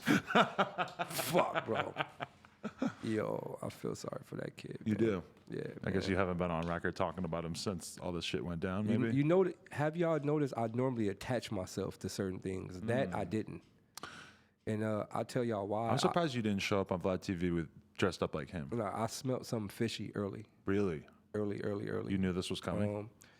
Like I said, I'm from an area where people really gangbang for real. Right. And people like that, I don't like. The hood are not supposed to, like, like I still receive backlash from my neighborhood for certain shit I did. You get what I'm saying? Like, nah, Daylyt, nigga, that ain't the right way, cuz. What in particular? Just like shit I've done on Vlad, like, you know what I'm saying? Like, just trolling shit. You know what I mean? Sucking Puffy's dick or whatever. I never said that. You said you would fuck him. I most definitely said that. Right. And was that the biggest mistake you made in terms of trolling, or was that good? No. I actually cleared that shit up on Vlad too. But even when I said that shit, like I thought that would hurt me, and it didn't. It like opened doors. Like I got invited to fucking exclusive ass events and shit. Like motherfuckers trying to sign me after that shit. It was all type of wild. Did you say that because Puffy is allegedly gay, or did you say that just as like a funny troll? I'll break it down to you. And I have no idea, allegedly. Yeah, I'll break it down to you. I have no idea what Puffy's doing. So like I've told a story before, but like when Vlad asked me, when he said, you know, Puffy likes to invite people to his house to watch him have sex. And I was like, I got two people in my head. I got this new troll Daylyt, and I got the hood Daylyt, right? So I'm like, Vlad, what do you mean? Like, you mean to tell me like Busta Rhymes and all them niggas go to Puff Daddy house, and cause that's his friends, right? Like he's friends with the elites. Yeah. So you mean to tell me like Fabulous and all the motherfuckers go to Puff Daddy house and watch him fuck? Like what? You know what I mean? Like what type of sick shit is this? So my hood mind was like, I should just disrespect Puffy right now. On top of all the stuff we've heard. And I was like, well, if I do that, like I'm like super blackballed. The path to virality is always either going super positive or super negative. Exactly. You got to figure out which one's best. So it best. was like, if I disrespect Puffy, like fuck Puffy, he gay, you know, like that shit whack, you know what I mean? I'm super blackballed. Right. I know the powers in this rap game. And then my trolling mind, like after this mind canceled out, it was like, yo, not you. It's on you, left side. And the left side was like, you sure? And I'm like, and this is all just a couple seconds. This There's is a lot like going on in your brain. This is split second, right? And remind you, I'm like, the normal me is in the middle. Right. And my normal me is like, yo, you out the way. It's on you. And the other side was like, you don't want to leave it on me right now. Literally, it was just like, I fuck Diddy. I'm like, no, not that. And he like, well, it's on me, bro. And I'm like, no, that was the worst thing you could have said. And then it was like, well, I'm already in the sauce now. Go all the way with it. Fuck it. So I went all the way with it. But like I said, like even that, you know what I mean? Like I had a lot of homies like flare their nose up for that. Like, nigga, I don't care if you was joking or not. Nigga, that shit make the hood look bad. Nigga, gay shit, very taboo in hip-hop sometimes. It's not no more. It's changed a little bit. Like hip-hop, like if you ain't gay now, you ain't in hip-hop. Like this shit wild, bro. Yeah, but I feel there's different rules over in Watts. Yeah, in Watts, none of that shit matters, bro. Yeah. Like, it's ugly. But yeah, so like I said, I got my nose turned up for a lot of shit I did. But going back to the 6ix9ine shit, like I was like, in the beginning, right? I was like, all right, how is any game bangers embracing this? Right? Like I did all the shit I did away from the hood, right? I would have got beat up by some of the homies for some of the shit I did if I was around, right? So I was like, how is any of them embracing this? Like y'all real gang members, quote unquote. Let's be real. Like I've met a lot of gang members where once you're around them for a good enough period of time, you start to kind of realize like these are just regular guys and they're clout thirsty. They are. They want to be famous. And the problem is when you're a rapper, you have a nice vehicle to get famous. If you're in a gang, how the fuck are you going to get famous? Gang bangers want to be famous. Real gang bangers don't even want to be on camera. But even some dudes that have reputations that are supposed to be really, really valid, you sort of realize that they want the fucking attention bad. They ain't. Not everyone. I got homies that if you point a camera at them, you might be in, bro, don't point that camera at me. I got real motherfuckers don't even want to be on camera, right? The newer age game bangers that really ain't got nothing going for themselves, because real OGs got money, they got shit moving. You feel me? It's real shit going on with real game members. The new game members, they just end up getting courted on, or they just around the hood. They don't really got no money coming. 6ix9ine didn't have anyone around him because, like, one of your biggest risks when you become a rap star, one of your biggest risks is that you're gonna get in bed with street dudes that are gonna extort you and fuck your life up. And he dove into it head first. I don't even know if he got to the point where he's really getting extorted or anything, but he was clearly on that path. You gotta understand, bro. He's a non-black kid named Daniel from a blood gang. Right. He was getting extorted from the beginning.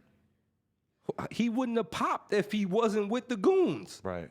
If he would have just been Daniel by himself, he wouldn't have popped. The goons made him pop. Because he would have fit into a certain category. But when you are filming a video and you're on the street in Brooklyn and you got 20 dudes with you that are all wearing red rags, that's a big old statement. And you can't understate how important that is in hip hop. People are basically watching like gang porn. A lot of people who watch rap videos. Bro, that's it, bro. It's gang porn. Oh, look at them in the streets with their shirts off. Yeah. And bandanas. They want to see that 100%. Tattoos and shit. They're addicted to nonsense, bro.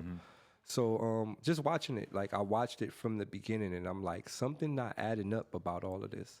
How is all of these rappers behind this? And then the clout was too irresistible. The clout was wild, right? And then on top of that, there was things that happened where I didn't really understand, like how you have a fight at the airport and nothing happened. Bro, I can't even cough too loud at LAX without some security. Bro, you can't even stand in a parking spot too long without fucking security coming to say something to you. That was weird. You get what I'm saying? Yeah. Like, you had a fight at LAX and nothing happened after that. Like, no police investing, nothing. On top of that, you just got out of court for some other shit. Yeah. So you had a probation violation on film and nothing happened. Something's not right. On top of that, you going to every city disrespecting people. Something not right. Yeah. And then on top of that, and when it all boils down, the FBI shit pop up, all the shit pop up, and you go to jail and tell on everybody. Oh, I believe from the beginning he was part of this.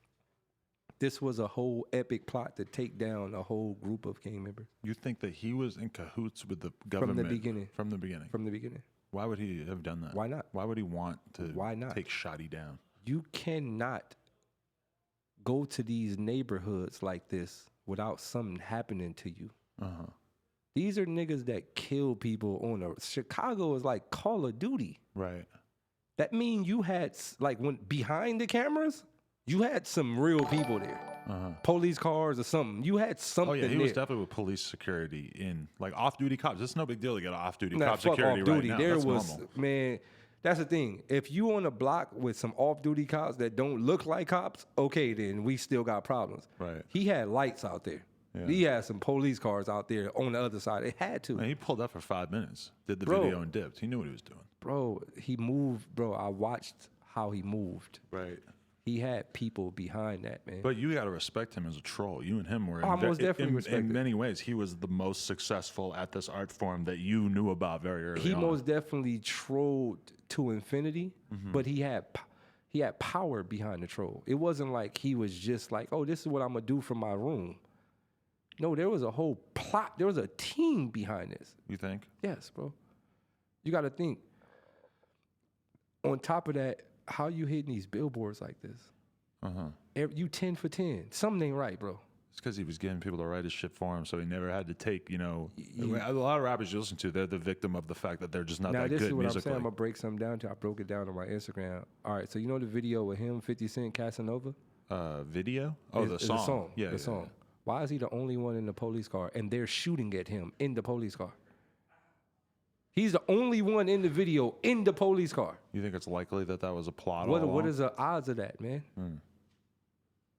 Like, he's the only one in the police car, in the window of the police car, driving the police car, and they are shooting at him from the other car. But so you think 50 Cent is in on this plot as well? Man, I don't know what's going on with these New York niggas, but I don't trust none of them.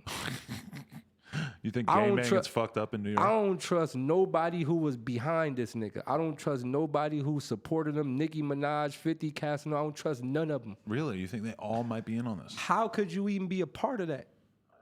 Right? Listen, I've known this motherfucker since real early on. These are the same niggas that said I was wildin'. These are all the same niggas. I can't rock with Daylyt. He wildin'. Nigga, y'all rock with a nigga with colorful hair. I don't want to hear it. Everybody got colorful hair now. No, that's some other colorful shit. One of the biggest things to me was when I saw a photo that you could tell that it was an extension, that he just had that shit taped in, and that he would sort of just throw those in. I don't even think the tattoos was real. I don't think none of that shit was real, bro. This was one big FBI sting, bro. Like, the movie In Too Deep, ain't that like a New York movie? Wasn't it? You ain't know one of us, Jay Reed, with Omar, what was that? Omar Epps and LL Cool J. What was that? Man, I think, I don't. New York Undercover, all that shit, bro. I don't trust none of them shits, bro. Like, bro, I look at it. I look at it from the outside in, and I go, if you embrace that, you in on it. Y'all knew, bro. Real niggas, quote unquote, real niggas ain't giving none of that the time of day. So all these niggas in jail. But I'm gonna tell you something. I'm gonna go a little left field with this. A lot of people was mad that 6ix9ine snitched, right? Why would y'all be mad? Why would people even be mad? How could you even think that he wouldn't have snitched? No, exactly. I mean, the idea that he wasn't going to snitch was absurd. Like that's absurd to think he wasn't going to tell. Because he has every reason to. Besides his own freedom, sometimes when like a super loyal group of dudes gets busted all together, then they stand together. You see a nigga on the stand look like a treasure troll, and you think he's gonna stay loyal to the soil. Right. He's been gangbanging y'all for a year. He got every color in his hair. A year. He's been down with these dudes for a year, and he has all kinds of reasons to think that they were not being loyal to him. Why the fuck would he stay loyal? Bro. Nobody would stay loyal in that situation. No, just think 6ix9ine on the stand. Do you think a person who looked like that supposed to follow the G code? No. Fuck no. Right? But there's a lot of MS-13 dudes and shit that at the end of the day, they don't have colorful hair. They don't look that different from him. MS-13 niggas. No disrespect to any Mexican gangs. I'm just saying, there's a lot of face tattoos. You're right, though. The colored hair, that's his own MF13 thing. motherfuckers gonna have MF13 or MF13 or on the back of the head, MF13. But he started his own gang. 6ix9ine has 69 different 69 tattoos on him. Right. But this is a joke from the beginning, bro. But I'm gonna go left field, and I'm actually gonna get crucified for this, but this is gonna go viral. You ready to go viral? I would have snitched too. Really? Yep. I seen T-Pain say I would have snitched too. I'm gonna tell you why I would have snitched. Why is that? Yeah. I'm gonna tell you what I'm tired of. I'm tired of gangbangers. Why is that? I'm just tired of gangbangers. I'm tired of all these fake hood niggas. I'm tired of all these fake real niggas, street niggas. I'm just tired of it. I'm going to tell you why I'm tired of it. Everybody's super real until it's time to really be real. How do we got so many killers and real goons, but we don't have real goons and real killers? You get what I'm saying? How is black people still dying and getting shot every day when we getting beat by police and all type of shit and they're nowhere to be found? Get all these fake niggas off the street. I'll snitch on everybody. Fuck it. Get off the street, my nigga. But so do you respect someone who says that they live by that code and then proceeds to? Fuck the code. You don't respect that. You know what the code is? Dumb black nigga. That's the code. The code is I kill as many black niggas as I can to prove my hardness. But if it's time to really ride out for our people as a whole, I'm going in the house. That's what the code is. Wow. That's the game banker code. You know what the game banker code is? Shoot that nigga, smoke that nigga, running from the cops. That's the game banker code. Fuck y'all niggas. Do you think we need drastic measures in order to make that shit not cool anymore? And in order just to acknowledge that glorifying that lifestyle is essentially over, bro. the same as condoning it. I'm at the point to where I don't give a fuck how nobody feel. I'm done with it. You know what's crazy? Somebody gonna probably watch this and go, yeah, Daylyt, I'll probably kill that nigga for that. It's crazy. We mentally fucked up, bro. Like, think about this, right? If I don't want to use the word white, right? let's just say this. If I walk up 60th and Crenshaw, right, with an orange bandana on, somebody will kill me. Yeah. ASAP. Like, I'm talking about, it probably 5 minutes, bro. Somebody is gonna make a call and somebody will come and kill me ASAP. Police drive up Crenshaw, nobody gonna do shit. We're not saying that you should be a cop killer, but what I'm saying is, if a police beat up a nigga from 60s, nobody's gonna do nothing. This is what I'm saying. Like, are we game bangers and we really street niggas with ourselves, or are we gonna press this issue with the whole world? That's how I feel about it. Like, We don't need no more gangbangers. We need soldiers for our people as a whole, bro. Like, we don't need no more street niggas. We don't need no more gangbangers. We don't need no more niggas selling dope to our own people. We don't need no, bro. This shit is all part of an epic plan. But what's it gonna take to make I'm gonna tell you, make the average person think of their community as their group? Music. The music is the problem. Because the music glorifies the these music. ideas. Bro, I look at this shit as a whole epic plot. All these niggas that sign all these rappers, they got a plot. They know what they doing. They ain't paying these kids millions of dollars for nothing. They paying them millions of dollars for something because they know what's gonna happen. Pay this kid millions of dollars, put him on the radio. He gonna promote all the fuck shit to all the people in the hood, and then they gonna do the fuck shit. And then, bro, it's psychological. Like, because I'm thinking about this. When I was younger, I thought like that. When I heard records that said shoot that nigga, rob that nigga, steal, kill, that's what I wanted to do. It's being drummed into your brain. It's being drummed into your ears. Shoot that nigga, kill that nigga. You can't help but internalize the glorification of it. Bro, you fall in love with it. You fall in love with it. And we both know grown-ass men who are still in love with that idea. They're in love with carrying guns. They're in love with doing the drugs that kind of come with it. Have you thought about this? How could a gangbanger, I'm going to say this loud and clear. How could a gang member get a gun charge? How is that even possible? What do you mean? How could you get look, you're not even thinking because the program's so deep. How could you get a gun charge? I thought you carried a gun to protect yourself from anybody. How could you get caught with a gun? It doesn't make sense. There's certain taboos. You can't just kill a cop when they pull you over. Why? Not saying you should. But in your mind, that would be the true encompassing version of being a gangster. What do you have the gun for? Yeah. If you are an enemy, quote unquote, we're enemies, and I pull up behind you, what you gonna do? Shoot. But isn't that just proof that people have guns to protect themselves, and that they, in that moment, it's like, I'd rather take a couple years in jail than go to jail for the rest of my life for killing this cop. But are you really about that, or are you not about that? Right? I'm gonna tell you this. This is what music has done to gang members, right?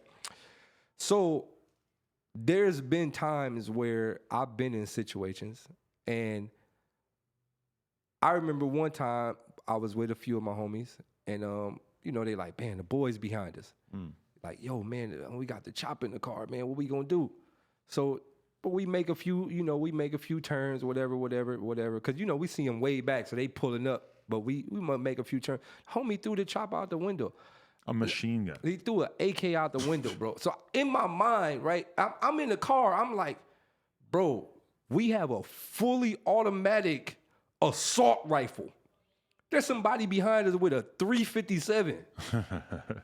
Like, this is what music has done to us, bro.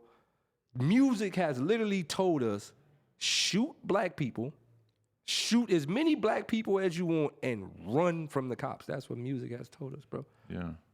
Sell drugs to our own people, buy all the materialistic shit, buy all the shit that don't help us, Aston Martins, Bentleys, all the extra shit, Rolexes, all the extra shit. Spend all our money, don't invest, don't do nothing to help the family, fuck the bitches ain't shit hoes.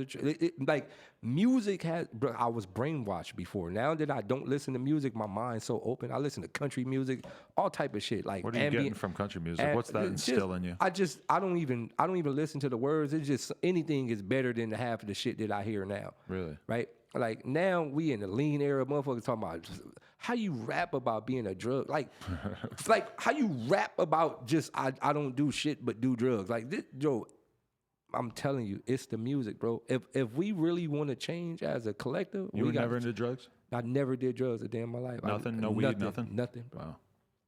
If we could change what because you got to think, and I broke this down in one of my lives too, like, have you ever noticed a brain looks exactly like intestines? Yeah, I could see that. A brain, it look like squeezed up intestines, like kind of the same, right? And like, your mouth is the tunnel to your intestines, right? Your ears is like a tunnel to your brain. So like, you ever notice that they say like sometimes you have a gut feeling? So it means your brain your stomach probably thinks too if you have a gut feeling, right? So I think about this, like, sounds and all that shit is like brain food, right? What goes in your ear is kind of like brain food. Yeah. So like, if we digesting, like mentally digesting all this negativity, what you think we gonna start doing? Exactly what we digesting, we gonna start displaying it, putting it out. So I think about the music, man. Like it's about like what, and a lot of our peers, like OGs, like I don't blame the new people, I blame the OGs. Like, you know what I mean? Like it's like what they've been telling us from the beginning. Like when I was younger, I was stuck on negative music. You feel me? Like I'm listening. You feel? It was a time like where I was like, all right, well, fuck it. You know what I mean? Like 50 Cent and them hot. You know, My Buddy. Like My Buddy was my favorite song. That's a song about a gun. Yeah. You feel me? But that's like one of my favorite songs. It's like to this day, you know, I'm Jadakiss, 4/5 under the shirt. But you know what I mean? Like that's what it was. And it's weird that even as an adult, I can kind of fall for it because having a gun is the most regular ass shit for almost anyone in LA. It's installed in us. It's regular ass shit. Selling crack is like how easy. You know, I could buy coke right now and sell coke all fucking day. It's the easiest thing in the world. It's like I don't understand what is necessarily so sexy about it, but we still those lines will still make us like. Perk up. Here's perked up. If I dropped a freestyle and I was just like, nigga, so dope. Nigga had the gun under my shirt. I was broke. Niggas gonna be like, yo, he's snapping. Yo, I fuck with that. That's real. That did sound kind of hard right away. You get what I'm saying? In my heart, it was kind of hard too. Yeah. But it's see how we've been programmed to like it, right? So I think about that all the time. I go, we don't like the last song that I remember that actually meant something from a mainstream level, other than, you know, we got Kendrick's We Gonna Be Alright and stuff like that, right? But I'm talking about a song that really had a real message was Nas' I Am. This is like that was 20 years ago? That was the last song that was on the radio. Okay. That actually meant something. You mean like I am, but it's like the lyrics, you know what I mean? What he was saying, telling young boys, first verse, tell young boys what it is, second verse, tell the young girls what it is, third verse, tell the people what we need to do and this is what you need to learn. Right? Like after that was it, bro. It ain't like we ain't you damn near got like what was that? What song was that Kendrick made that people thought he was just talking about? Was it Bitch Don't Kill My Vibe? Or what song was it? Swimming Pools, right? People thought it was just like a regular song. Drinking song. They thought it was just a drinking song, but it actually meant something. But you got to think, Kendrick. But when he plays that at a music festival and everybody's singing along, all those fucking kids aren't thinking about what he's actually talking about. You get what I'm saying? So you've got to have that going through your head. Is that you're spoon feeding them little bits of the good shit surrounded by the. But it's like, Kendrick had to hide what he was trying to say. And that sucks that we got a metaphor what we doing just to get the message out in today's era. Because if you don't, our like as a collective, I don't even want to say our people, but like just the class in hip hop, we've been socially programmed to negativity that like positivity is like fucking dookie now. It's like dog shit. Like, oh man, nobody. Like, if you want your dog to take his heart medication, you got to grind it up and you put it inside the food. And put inside the food with some wet food on some, you know what I mean? A wet canned food on top of it. Like, so it's like I said, the music, man, like, and that's why I said it on Vlad TV. And I say this again, like I tell like everybody that I fuck with, like I tell Drake all the time, like, yo, Drake, you are a major artist, bro. You could change the world. Like one song, bro, you could change the world. Meek, one song, y'all could change the world, bro. When you look at where Drake is at, you feel like he uses his platform enough. I feel like all these big stars, they pick and choose their battles because they don't want to be the person who's constantly jamming politics down people's throats. And they know that if they just pick their spots. But would you say that on average they don't do enough? No, it's not even about picking a spot. It's not even about politics. You ain't got to go into Trump. You don't got to go into the executive branches and all that shit. It's just tell the people, hey, what I told y'all in the past ain't the right thing to do. This is what y'all need to do as a people. It ain't got to be politics.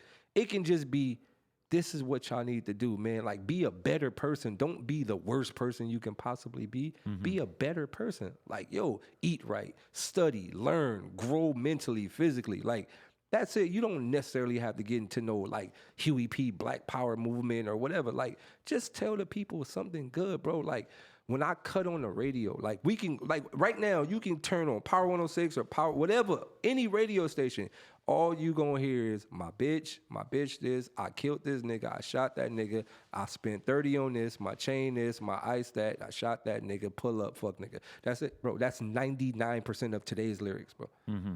It's like a label said, hey, here is a rap lyric book. Here is all the possible lyrics that we want you to say. Just pick and choose which ones you want to say and mix it up a little different. You think it's because like rap is so big and so much of the audience just wants to watch like gang porn again or violence porn? It's wild what hip hop is addicted to in today's era. Like you know, like I fucks with like going back to that, I fucks with Nas. Nas is actually one of my favorite artists, right? Like he's actually Nas is my favorite artist, right? Followed by Lupe, you know, followed by like the people that I listen to this day. Like I listen to Public Enemy, I listen to Cannabis, I listen to Lupe, I listen to Nas, you feel me? I listen to Wu-Tang Clan. Like I listen to, like it's bigger than music when I'm listening to those people. You know what I mean? Like I can learn something. You know, when I'm done listening to them people, I'm like, oh, I don't know what. Like, you know, Nas is like, so I'm a scholar in Almanac. You feel me? And like some people probably be like, what the fuck you talking about? Yo, you know, like now you got to go pick up a book. You feel me? Now your reading comprehension skills. Like it's a lot of things happening when you listening to those type of people, right? Mm-hmm. They also like your vocabulary also going to get higher. You feel me? Like it's a lot happening. Like mentally and physically. Like the shit makes you want to be a better person. Now today's music, like look what's happening. Like we went from hard. Like this is the transition of what's happening. I'm gonna break it down on a large scale. We went from hardcore gangsters, which was also bad, but at least we were hardcore gangsters. Mm-hmm. Now black people are depressed. Like when the fuck did depression hit black people? Like, bro, I'm from the hood where we didn't have nothing and I still grew up happy. Don't you feel like people are just more comfortable talking about their depression now, whereas like people during prior eras were probably just as likely to deal with mental illness. They just didn't feel comfortable talking about it. Bro, 95% of the niggas I know retarded. Like I'm from Watts, bro. We got people in my hood that look like hills have eyes, bro. Just like, from what, crack? Who knows, bro? Yeah. We fucked, bro. Okay. We got real live people with eyes down here and all type of shit, bro. I'm serious, bro. Right. I'm talking about like 5-6 generations inbred crackhead children. Like my area fucked up. Like people getting like parents getting checks for all. Everybody in Watts' mama got a check.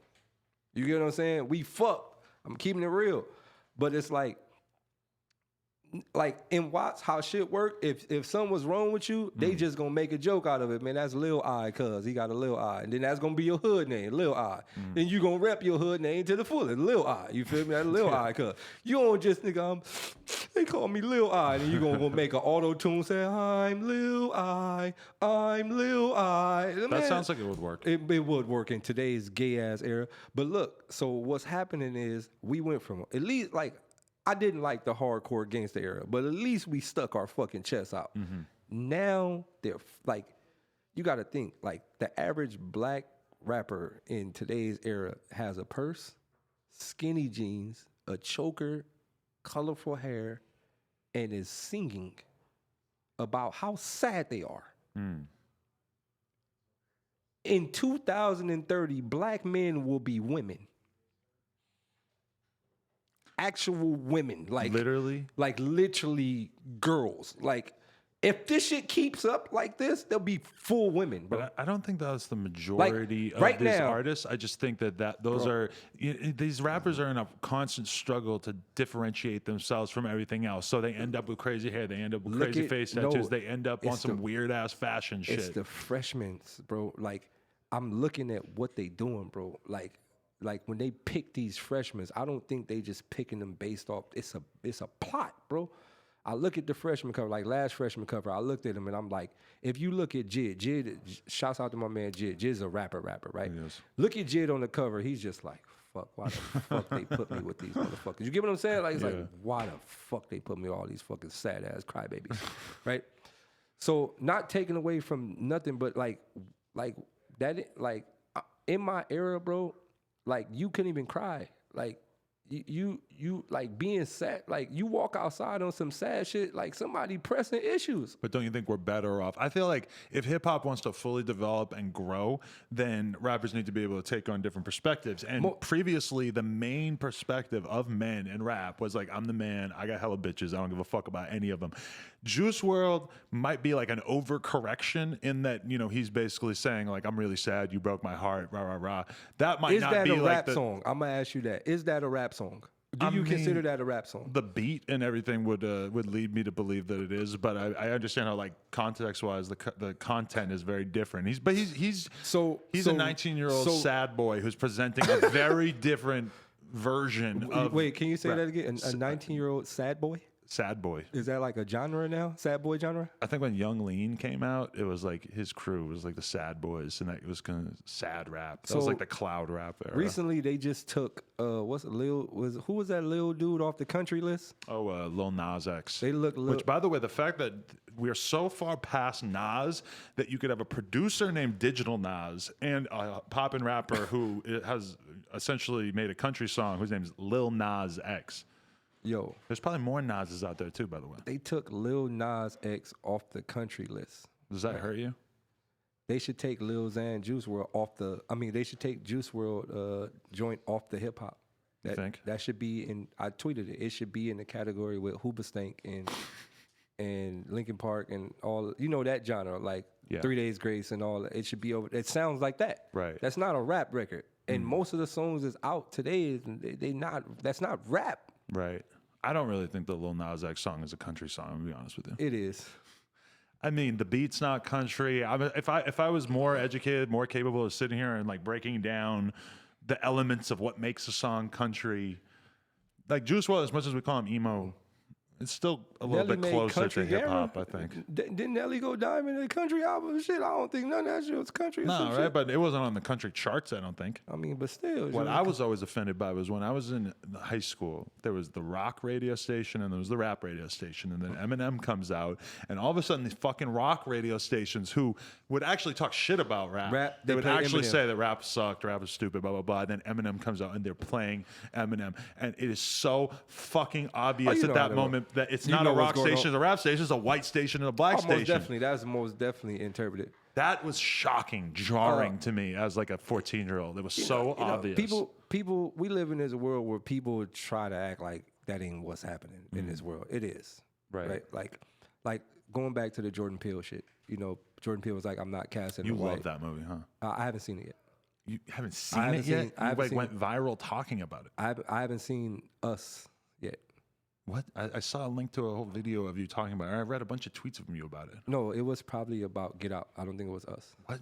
Okay, fine. Probably Get Out. But yeah, but Us. I haven't seen Us yet. But he just tweeted out, like, I don't think I ever see myself casting a white actor, right? Right. And there's an outrage. Like, oh my God, like, Jordan Peele, what if we did that? Right. What do you mean, what if you did that? What the fuck y'all been doing? Bro, we have a movie called Gods of Egypt, and there's one black person in it. Bitch, this is fucking Gods of Egypt, bro. It's probably all black motherfuckers. As a white guy, I was not at all offended by him saying that. I've considered that fully within his rights. There's a movie called Gods of Egypt. You could at least have some Arab. You could at least have Arab or two. You feel me? Like, bro, like, look, man, like, we have to stop acting like that's not what it is in some of these areas, especially Hollywood, especially music industry. Like, you know, certain shit works in certain people's favor depending on color. Right. Like if Eminem was black, he would not be as big as he is. Yeah, he would have. If everything else was equal, he probably would have had a pretty dope career. But he definitely wouldn't be what he is, and he knows that. If he was black with the same lyrics, he'd have been a cornball. You think? To the black community. I think he would have been Tech 9. He would have had a dope career, but he would have been. Tech 9's still on the cool side. He still says blood every blue moon. That is tight. You feel me? Yeah. He might wear face paint, but he'll still blood you ASAP. That's one of my favorite bloods on earth. You feel me? He's like, he's a blood, but he's a little more on the like. You was that one cousin that was like kind of weird a little bit, but you still was from the hood. That's Tech 9. You know what one of my favorite like gang related disses was when fucking YG of recent memory said about like 6ix9ine, super low key 6ix9ine diss when he was like, I don't like that pink hair blood. I don't like that only at the club blooding. And that's so funny because there's so many dudes that will only wild, throw bro. up gang signs when they're drunk as shit in the club. Bro, it's wild, bro.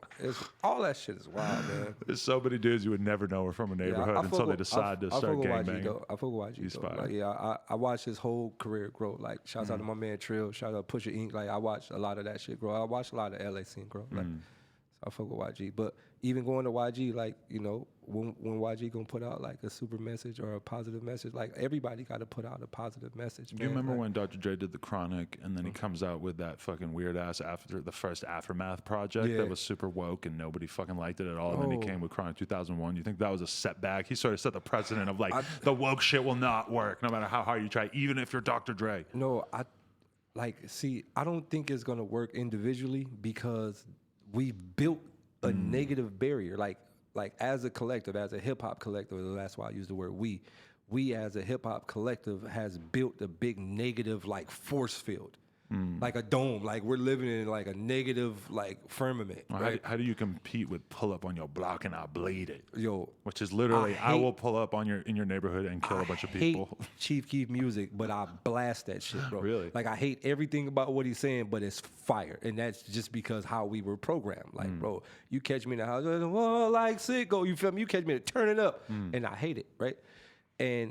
But like we've been programmed to like the shit, right? So I think in order for us to make a change, we have to do what they did. What was that? It was that early 90s? Or what was that song where all the artists got together and sang? It was Michael Jackson. It was everybody, bro. We are the world. Right. Right?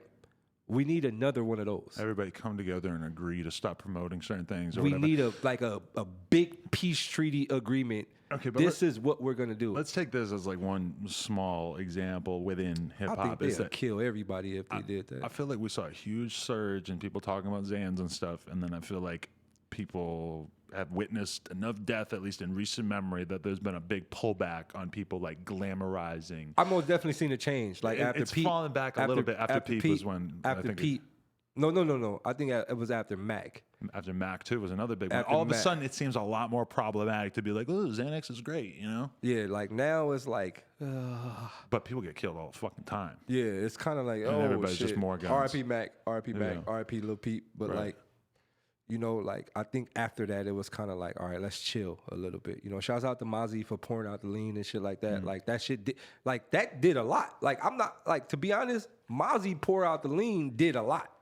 Like when he might not have like a super big following like the rest of those rappers, but that impacted the culture a lot. Like I think people was like, oh shit. You know, I think that is true because even at the time, it might not have seemed like such a big deal, but the fact that we're still talking about it, and when you really look at who Mozzie is and what he represents, Mozzie is on the right side of hip hop. I think, like he know how to balance it out with his little negative sprinkles, but he'll slide what he needs to slide in there, and it'll hit hard. Like I fuck with Mozzie, and I think we need more of those. Right. And that's a weird thing with 6ix9ine is that he never really glamorized the drug thing. You know, that was never him. He never.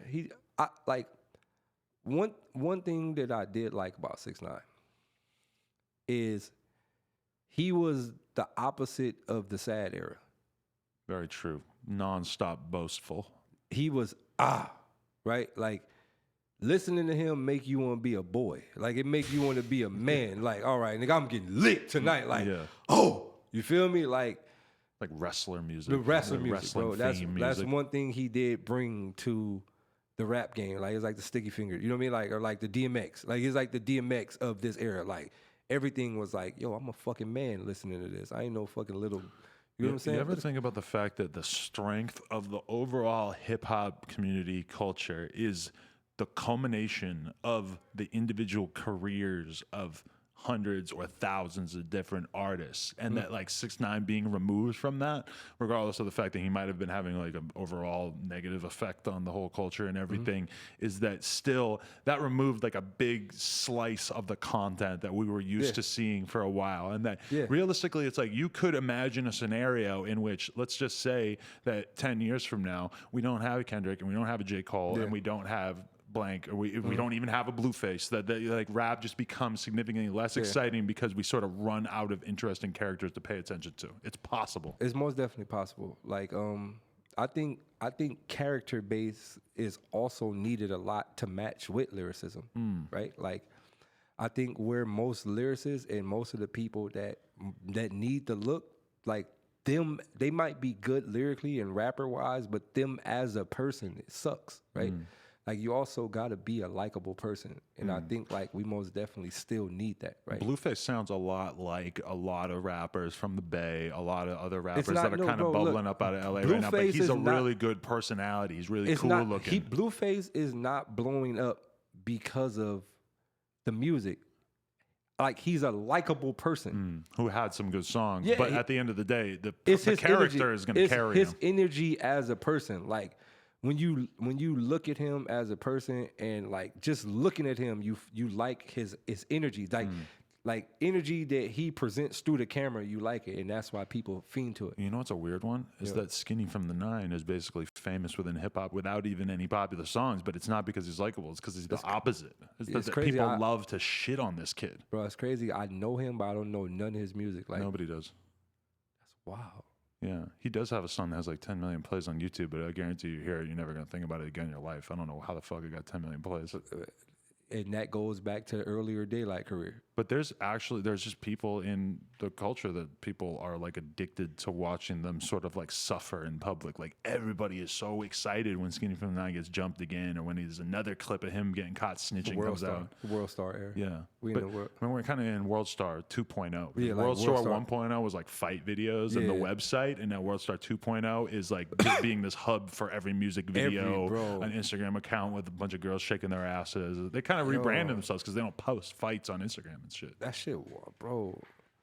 Sometimes when I open my eyes, I question are they open? Like, when you look at the world and you're like, is this shit real? Like, is this really happening? Like, is shaking ass like a new form of currency too? Like, right. Like, when did that become like I remember like I'm from the era where I like you might beat off if you seen some cleavage. You know, like a little cleavage was a lot. Like, oh my, you remember the Sandlot? We from the Sandlot era. Remember the I would jerk off to almost nothing.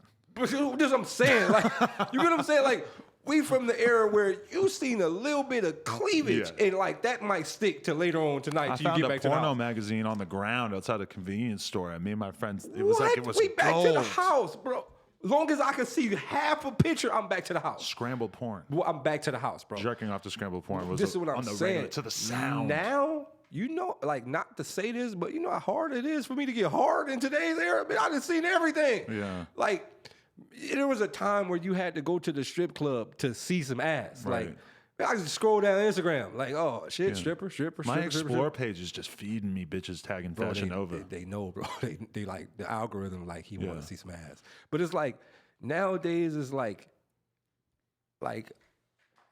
what do we get excited from? Like what's supposed to stimulate us in today's era? Like lingerie was a thing at one point in time. Like, I'm gonna put on something sexy today. And you think about what effect that's having on the kids. I guarantee that the kids are just like the sexual preferences of. I've seen that even in my life. Like, girls were not really sucking dick when I was young. Sucking in the dick 90s. was hard, bro. You had to have game. Like, I remember I was dating in 2005. I was dating a girl that was like a couple years younger than me, and I realized that she told me that she had sucked like 20 dicks before we started dating, and it blew my fucking mind, realizing that to her sucking a dick was like me making out with a girl when I was in high school. Like normal. It got amped up. She was probably just a hoe too, but still, it's like we in a whole different era, bro. Like we in the era where, like, you got to think, like, even when we came up, like, dancing was a thing. Like, dancing with a girl was a thing. Like, they don't do that anymore? Bro, I went to the club recently, bro. All the guys dance with each other.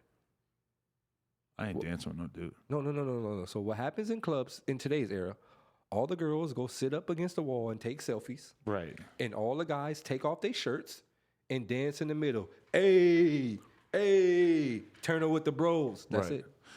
I'm going to be honest with you. I want to keep going for like at least another half hour, but I have to piss so bad. Do you want to talk to your homie for a second on here or something? Right.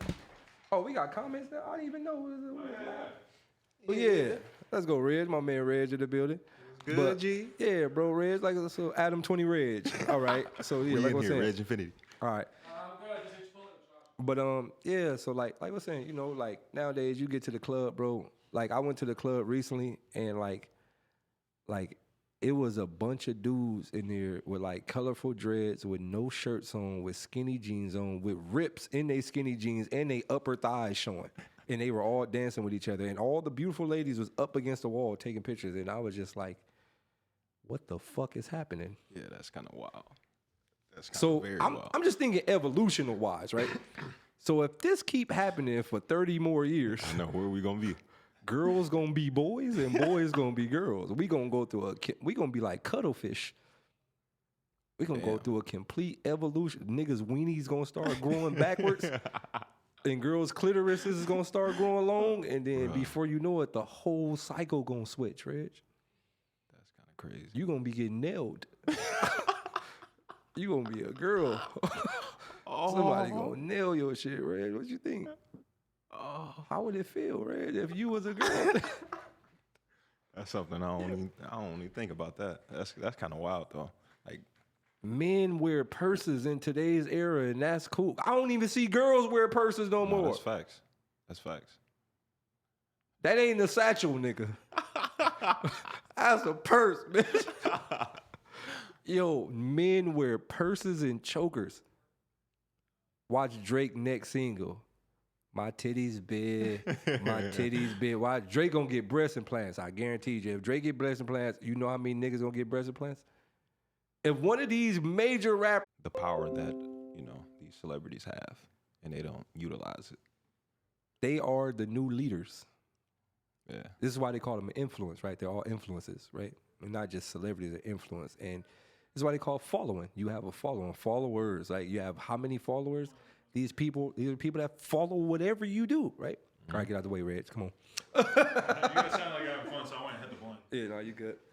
But no, we were saying like, all right, going back to the club shit. Like when I went to the club, right? So, like when I went to the club, like all the girls were up against the wall and all the guys were like in the middle dancing, but they had on skinny jeans. Like they had skinny jeans with the ripped skinny jeans with the fucking upper thighs showing. Like you kind of see some booty cheek and all. That was like, wow.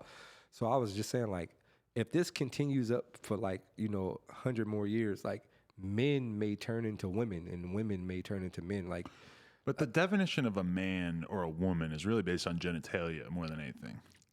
Like you could wear crazy booty shorts, you're still gonna be a man. We're going to evolution, right? Feminized version, but so like I learned something about like I learned something about life, right?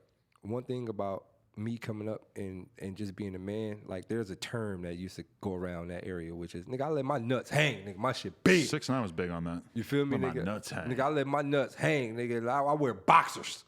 You feel me, nigga? I can't wear small draw. My dick too big. You feel me? And I noticed, like, niggas like in today's era, it went from boxers, in the early 2009, just boxers. You feel me? It went to briefs. Black niggas started wearing briefs. Yeah. The motherfuckers started wearing like regular Fruit of Balloons, the high ones. Then before you know it, a few of these niggas might be wearing thongs. Right. Now, if a motherfucker wear a thong for at least 100 years, nigga, your weenie gonna start getting... It's gonna start going in, right, and then before you know it, like you ain't gonna have a weenie, and then if you keep, and then you got to think, big dicks come with like testosterone. If you sad and you wearing thongs, evolutionally, your shit gonna start growing into a clitoris. Right. There's some girls with clitorises that's kind of big. You ever see China's porn, the wrestler? Yeah, it's kind of wild. You ever see that clit? Yeah, it was like. It's like a thumb. You get what I'm saying? Yeah. That means she was so masculine. She's taking a shitload of steroids. She was so masculine. But why was she masculine? So she started to grow a dick. Yeah. This is in like a 10-year span. A clit is just an underdeveloped dick. You get what I'm saying? Yeah. So this is a 10-year span, and she started to grow an actual dick. Right. We got 10-year span of motherfuckers not being men anymore. I could easily imagine a future in which I regret asking you this, but what are your thoughts on like trans stuff? All right, here we go. Here we go. Transgender people, don't come for me after this.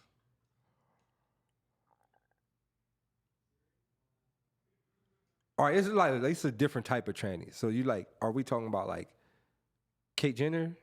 Like the Jenner, what's his name? We'll talk about that one because that's one that hasn't aged too well. It seems like a lot of people who were supporting that at the time even are able to acknowledge now that it doesn't seem like the most sincere. Are we talking about like the trannies that look like girls? Like, are we talking about like the ones that invest maximum money into looking in like surgery post-op? Like, yeah, like if you was a boy once and now you're not a boy. Like, oh my God!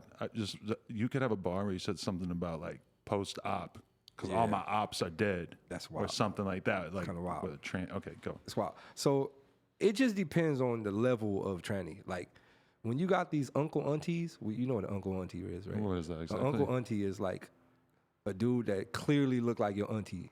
I mean, clearly look like your auntie, but he dressed up like clearly look like your uncle, but dressed up like an auntie. Right. So pretty much We've had like a lesbian in your life that basically just is so close to being a man. They're pretty much a fucking man that's clear as day a man, right, but dressed like a woman. Like so those ones, right? Like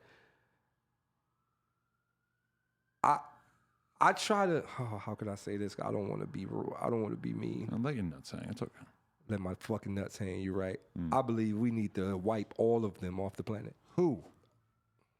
Wipe. The trans people? Yes. Wipe? Wipe. Exterminate? Exterminate. Why? Off. Why? They're fucking with evolution. Explain. God, you believe in God? You believe in some type of higher creator? No. Nothing. We just made ourselves? Something I created we us. made ourselves. Something created us, right? It seems like a miracle, sure, but all right, but whatever that miracle was, it made a dick and a pussy to recreate, right? So like when you go against that, you go against creation. But I don't think there's anything really wrong with that. Delete them all. Delete.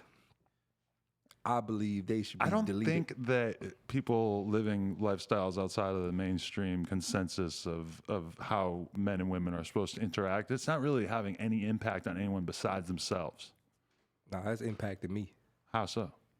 Makes me uncomfortable. Does it? Yes. Well, I feel sincerely bad for you on that. I'm going to tell you why, though. I've been in a few situations where I was like fucked up. So I remember one time, so badass bitch hit me in the DM. She was bad, real bad. Like real bad. Showed me her pussy and all that. Right. So I'm like, oh, pull up. You feel me? It's when I was younger. You feel me? In your younger days, celebrity shit first started kicking off, younger days. You pull up.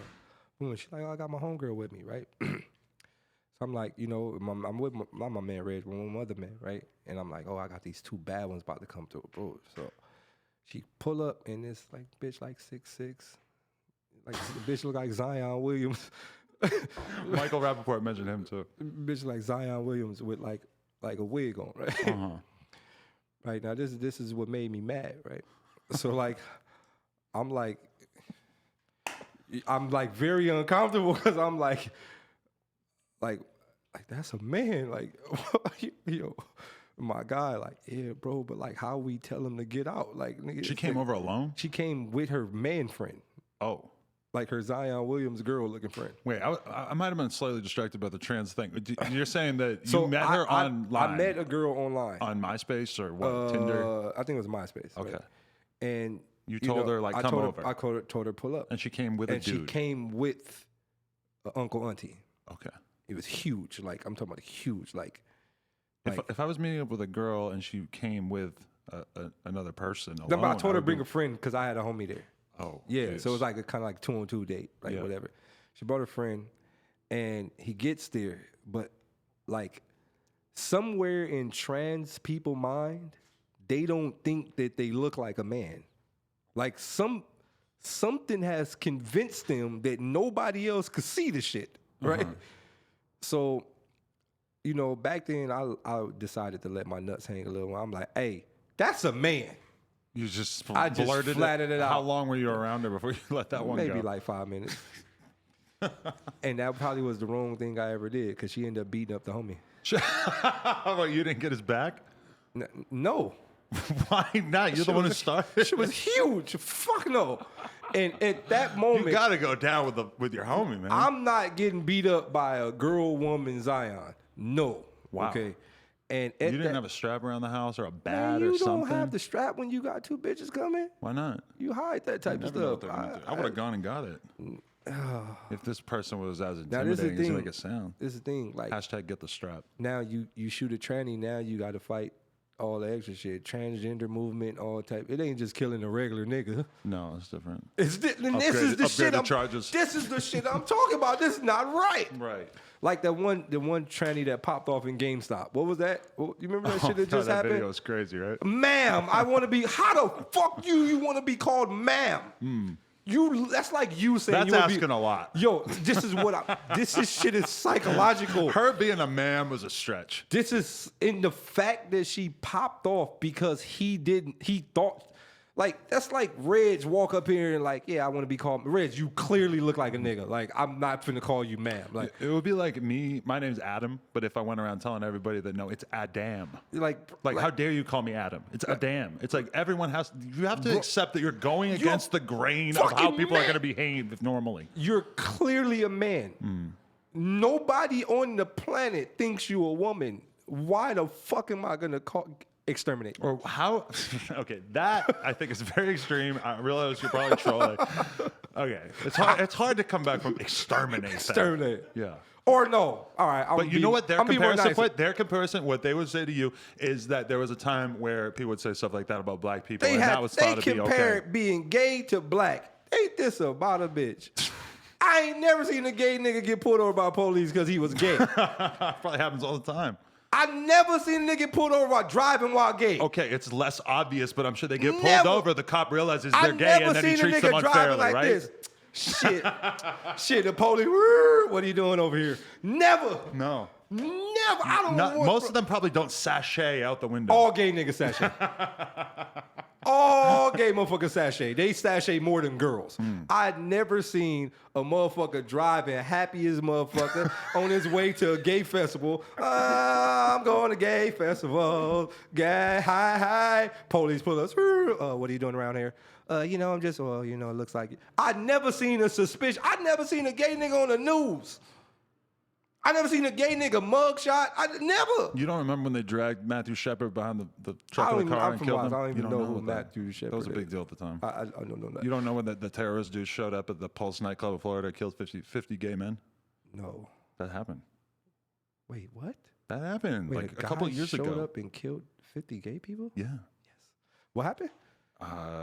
He was mad about their lifestyle, I guess. So he showed up and sprayed the fucking whole club up. And what'd they do to him? Did he kill himself, or is he in jail? I forget. That's kind of harsh. All right, I'm gonna take my statement back. I don't think trannies or gay people should be exterminated. I think we should buy them an island and let them live over there. Like they should have a gay, like a United States. I mean, United States have a whole gay world. There's probably a lot of islands that are like mostly gay people. And to be totally honest with you, L.A., like West Hollywood, like is Santa kind Monica. of that. Like I remember one time I was like, driving somewhere. I remember when I first met Reg, right? But it shouldn't be mandatory that you move to the island. It should. It should be mandatory. Like you get deported. See, I totally agree with the island. Like when the white supremacists say that they want to create like a white ethno state, like they want to find a piece of land and have it be only white people. I think that is a great idea as long as it's your decision to move there. But like that's cool. But like they can just chill. Like all the white supremacists could just be on an island. I think that's great. If they stopped bothering like, the poor defenseless people that they're presumably terrorizing, then that's a great idea. They should definitely seclude themselves. I think, like, for example, like midgets, right? Like, there's a place in Long Beach that's like all midgets. Are you familiar with that? I spent a lot of time in Long Beach, but it's a midget world in Long Beach. A midget world? A world. Like a whole world. Like it's like an area where there's all midgets. Bro. Really? Like midget children, everything, right? See, I've been around like the gay neighborhood in Long Beach. I'm aware of that, but I didn't know there's a midget world in Long Beach. Midget world. Like you ever notice you don't see midgets out in public like that no more. They have a world. Right. Like they have a whole world. Like shopping centers, cars and all that shit. It's like it's like Toys R Us world. Right. And I believe like it should like we have stuff like that, like Santa Monica, right? Right. Like Reg from Detroit, right? And when he came out, he got a hotel in Santa Monica. So it's like, yo, I'm gonna be at the hotel. You know what I'm saying? Like, come school me, nigga. Show me around the city. When I pulled up, I'm like, oh, Reg, you you in the wrong thing. I'm like, Reg, you in the wrong spots. I'm like, look around. And Reg happened to look around, and he seen niggas skipping and jolly old jumping and shit. I said, oh, Reg, I can't, Reg. Oh, God, if somebody take this picture, it's over for me. Oh, Reg, duck. It was bad, bro. I remember one time there's a area in New York called Chelsea that's just like probably the highest concentration of gay people of anywhere in America. And I was very new to smoking weed, and I'm out on the Chelsea pier with this girl I was talking to at the time, me and my homie Daylyt, who's fresh out of Bushwick, so he's totally not familiar with the gay lifestyle on this level, and I'm very new to smoking weed, and we're sitting there smoking a blunt. I see a dude walking down that fucking pier, and he's swinging his arms and swinging his hips, and we are just high as fuck. And I couldn't believe what I was looking at, and my friend Daylyt, like, he had to leave. He got on his bike. He's like, bro, I can't. He had to get out of there. You ever notice why do some gay men act more feminine than actual women? Like, why? You know, it's the thing. It's the aesthetic, right? Why though? Like, why not be like a regular gay person? Just like, yeah, I'm gay. This is what I do. I mean, you know, they're pushing up against the limits of what's considered regular, right? Like a lot of people would say, why not be a regular black guy? Why be a guy with a spawn tattoo on my face? So being that type of gay is more like attention whore. I don't know if it's even attention whore. I mean, you know, that's a weird thing that we've seen so much effort to treat gay people like regular people that they've sort of lost this like culture that they had for a long time that was this like deviant world where if you were gay, it was like being gay was about being in the club doing hella coke and fucking. Like, fucking gay. Like we fucking gay. So now like they want to remove it from that so that it's just being gay is just exactly the same as everything else. There's no like deviant lifestyle component necessarily attached to it. You know who I think is the coolest gay person? Who? Ellen. Ellen's pretty lit, yeah. She's like cool. Like she's like one of the like middle level gay person. Like, yeah, that's what I do. I'm cool. I'm chill. She's probably done a lot to advance the homosexual agenda in our country because she's so likable. Like if gay people were like her, I wouldn't mind. There's plenty. What is your exposure to gay people? I'm from a different bro. The Grape Street gays are different. No, like we had a few gay people around the neighborhood, and it was like, you gotta hide. You can't just be openly flamboyant. Like, right. Something happened to you, right? But like now, like I just, like I said, like I'm not even gonna lie, man. I just don't like how they compare that shit to being black. Like that shit really bothers me. Why? Like, because it's not as a choice. One is just less obvious, like, right? Gay people haven't been mass exterminated. Like it's like right now, if we just go take Santa Monica and then put gay people in the projects. Like you can't compare that to blacks. Like I don't see. It's a different struggle. I don't see gay people not getting jobs. Like all gay people. Well, it happens all the time. Gay people got money. I've never seen a homeless gay person. Yeah, right. Where? Skid Row. You don't think that that's fucking going down? They fucking in the ass because they don't got no other choice. But I'm talking about like, you feel me? I do feel Let's you. Let's be honest. Like all the higher ups is gay. Dude, you go around Skid Row and you see trans people. You see the gayest motherfuckers on the face of the planet.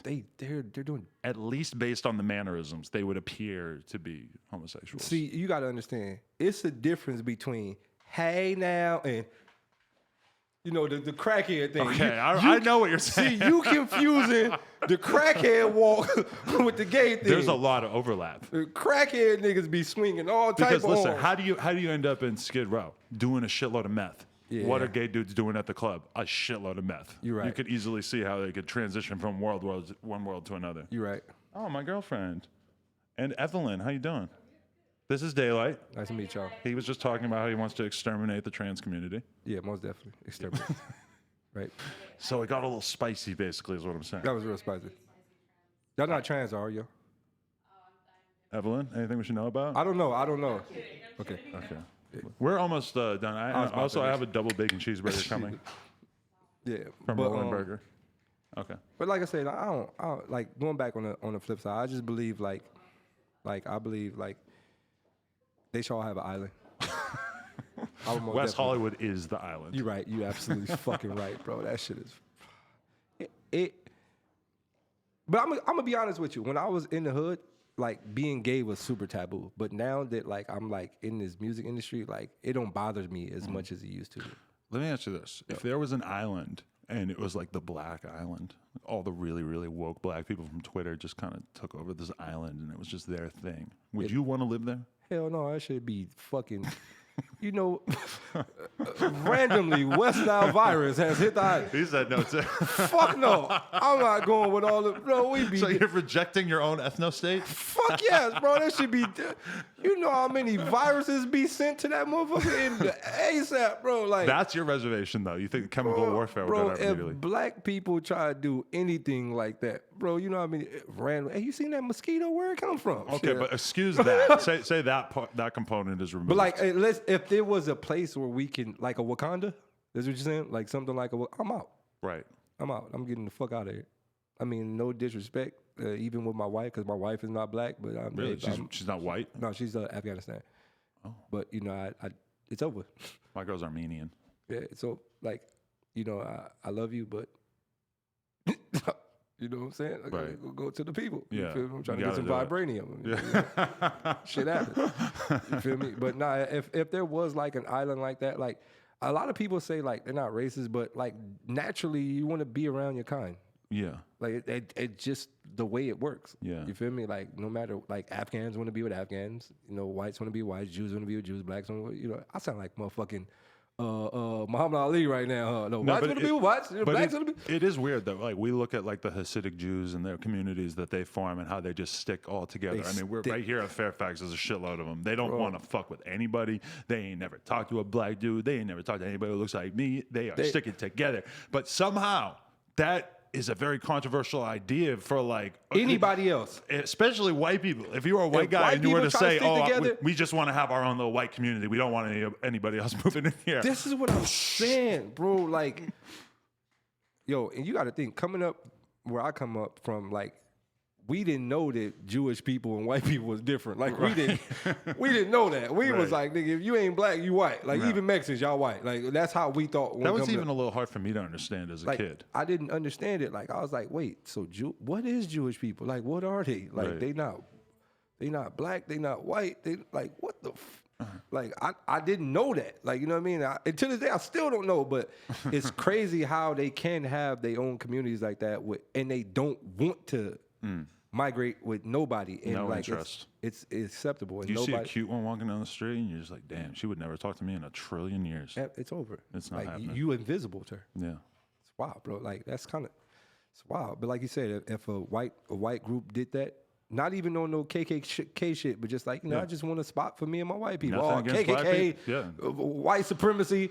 If black people did it, oh my God, the anti-white supremacy. You know what? That's the difference is that if you do it along religious lines, then it's okay. But if you do it along racial guidelines, then you're going to run into problems.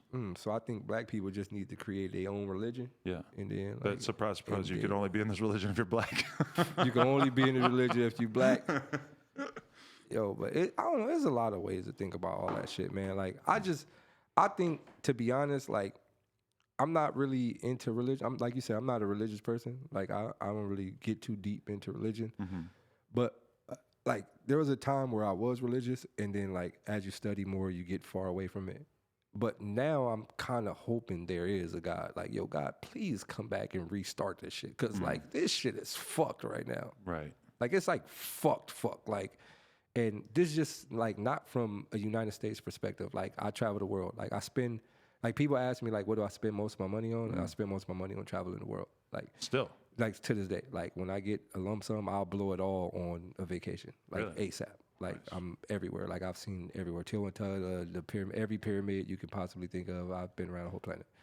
And, like, when you travel the whole planet in the globe, you start to realize how fucked up the world really is. Mm-hmm. Like, fuck our society, we in America dead in Skid Row. Skid Row look like Beverly Hills compared to some places I've been to in India.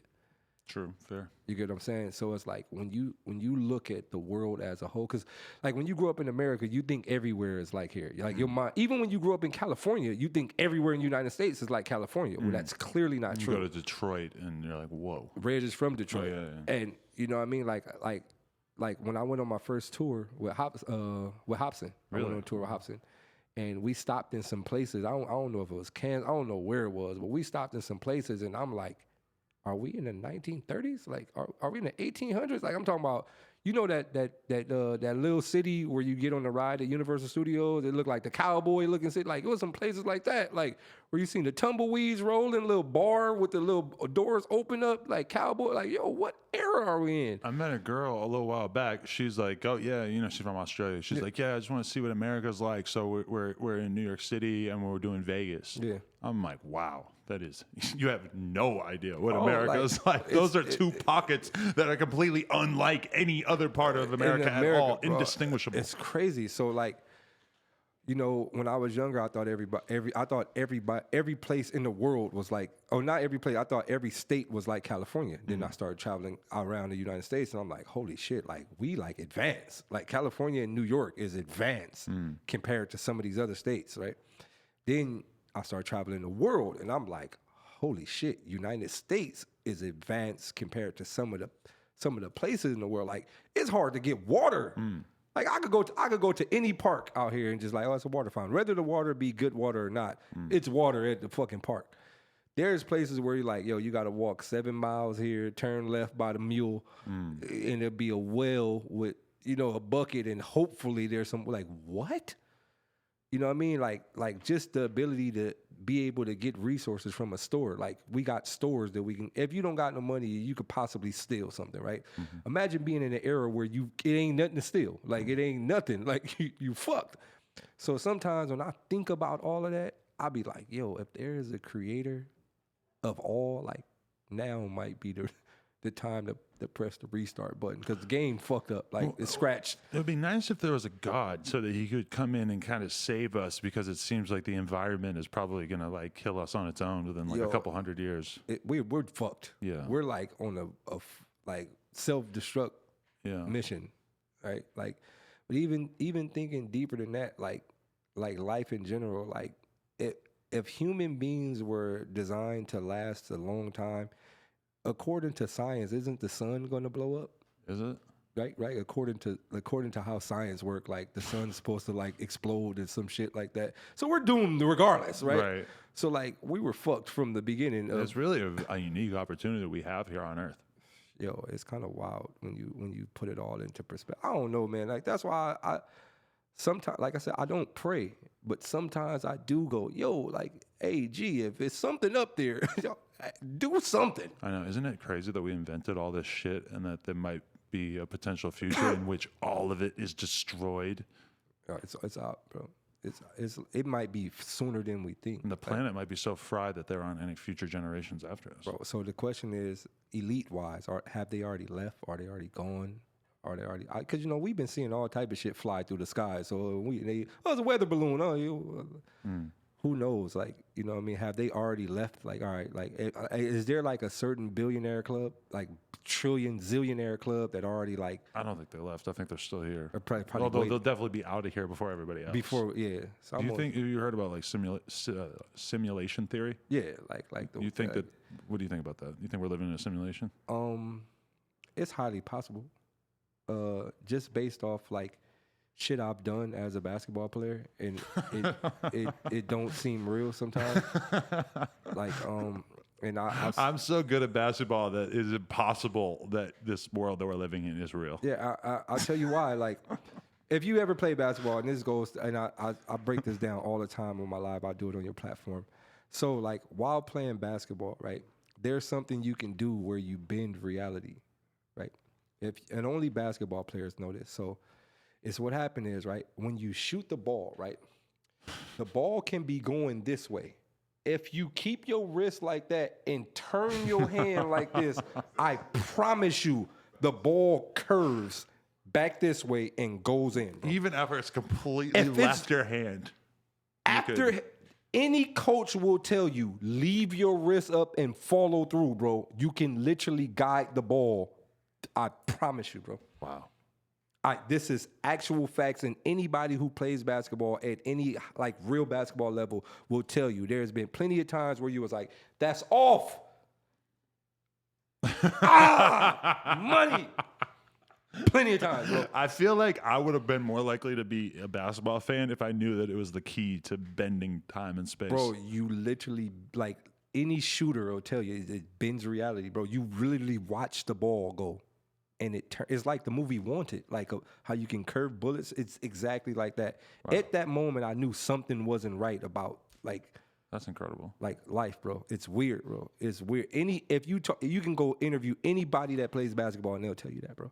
Damn, it's wild, bro. At that moment, I was like, yeah, we have either we have some super magical power as humans that we don't really know about, or this shit is all a joke. Like, it's all like a game. Like, yeah. All right, we're over 2 hours in here. Is there anything else you want to get off your chest before we move on? One thing I do want to say, racism sucks. Fuck racism. I think well put. I think everybody, like, there's good people and there's bad people in every race. And like, I think like there's like it's a class war. It's not necessarily like, because there's like when you watch the UN meetings and all these meetings, everybody at the table. You feel me?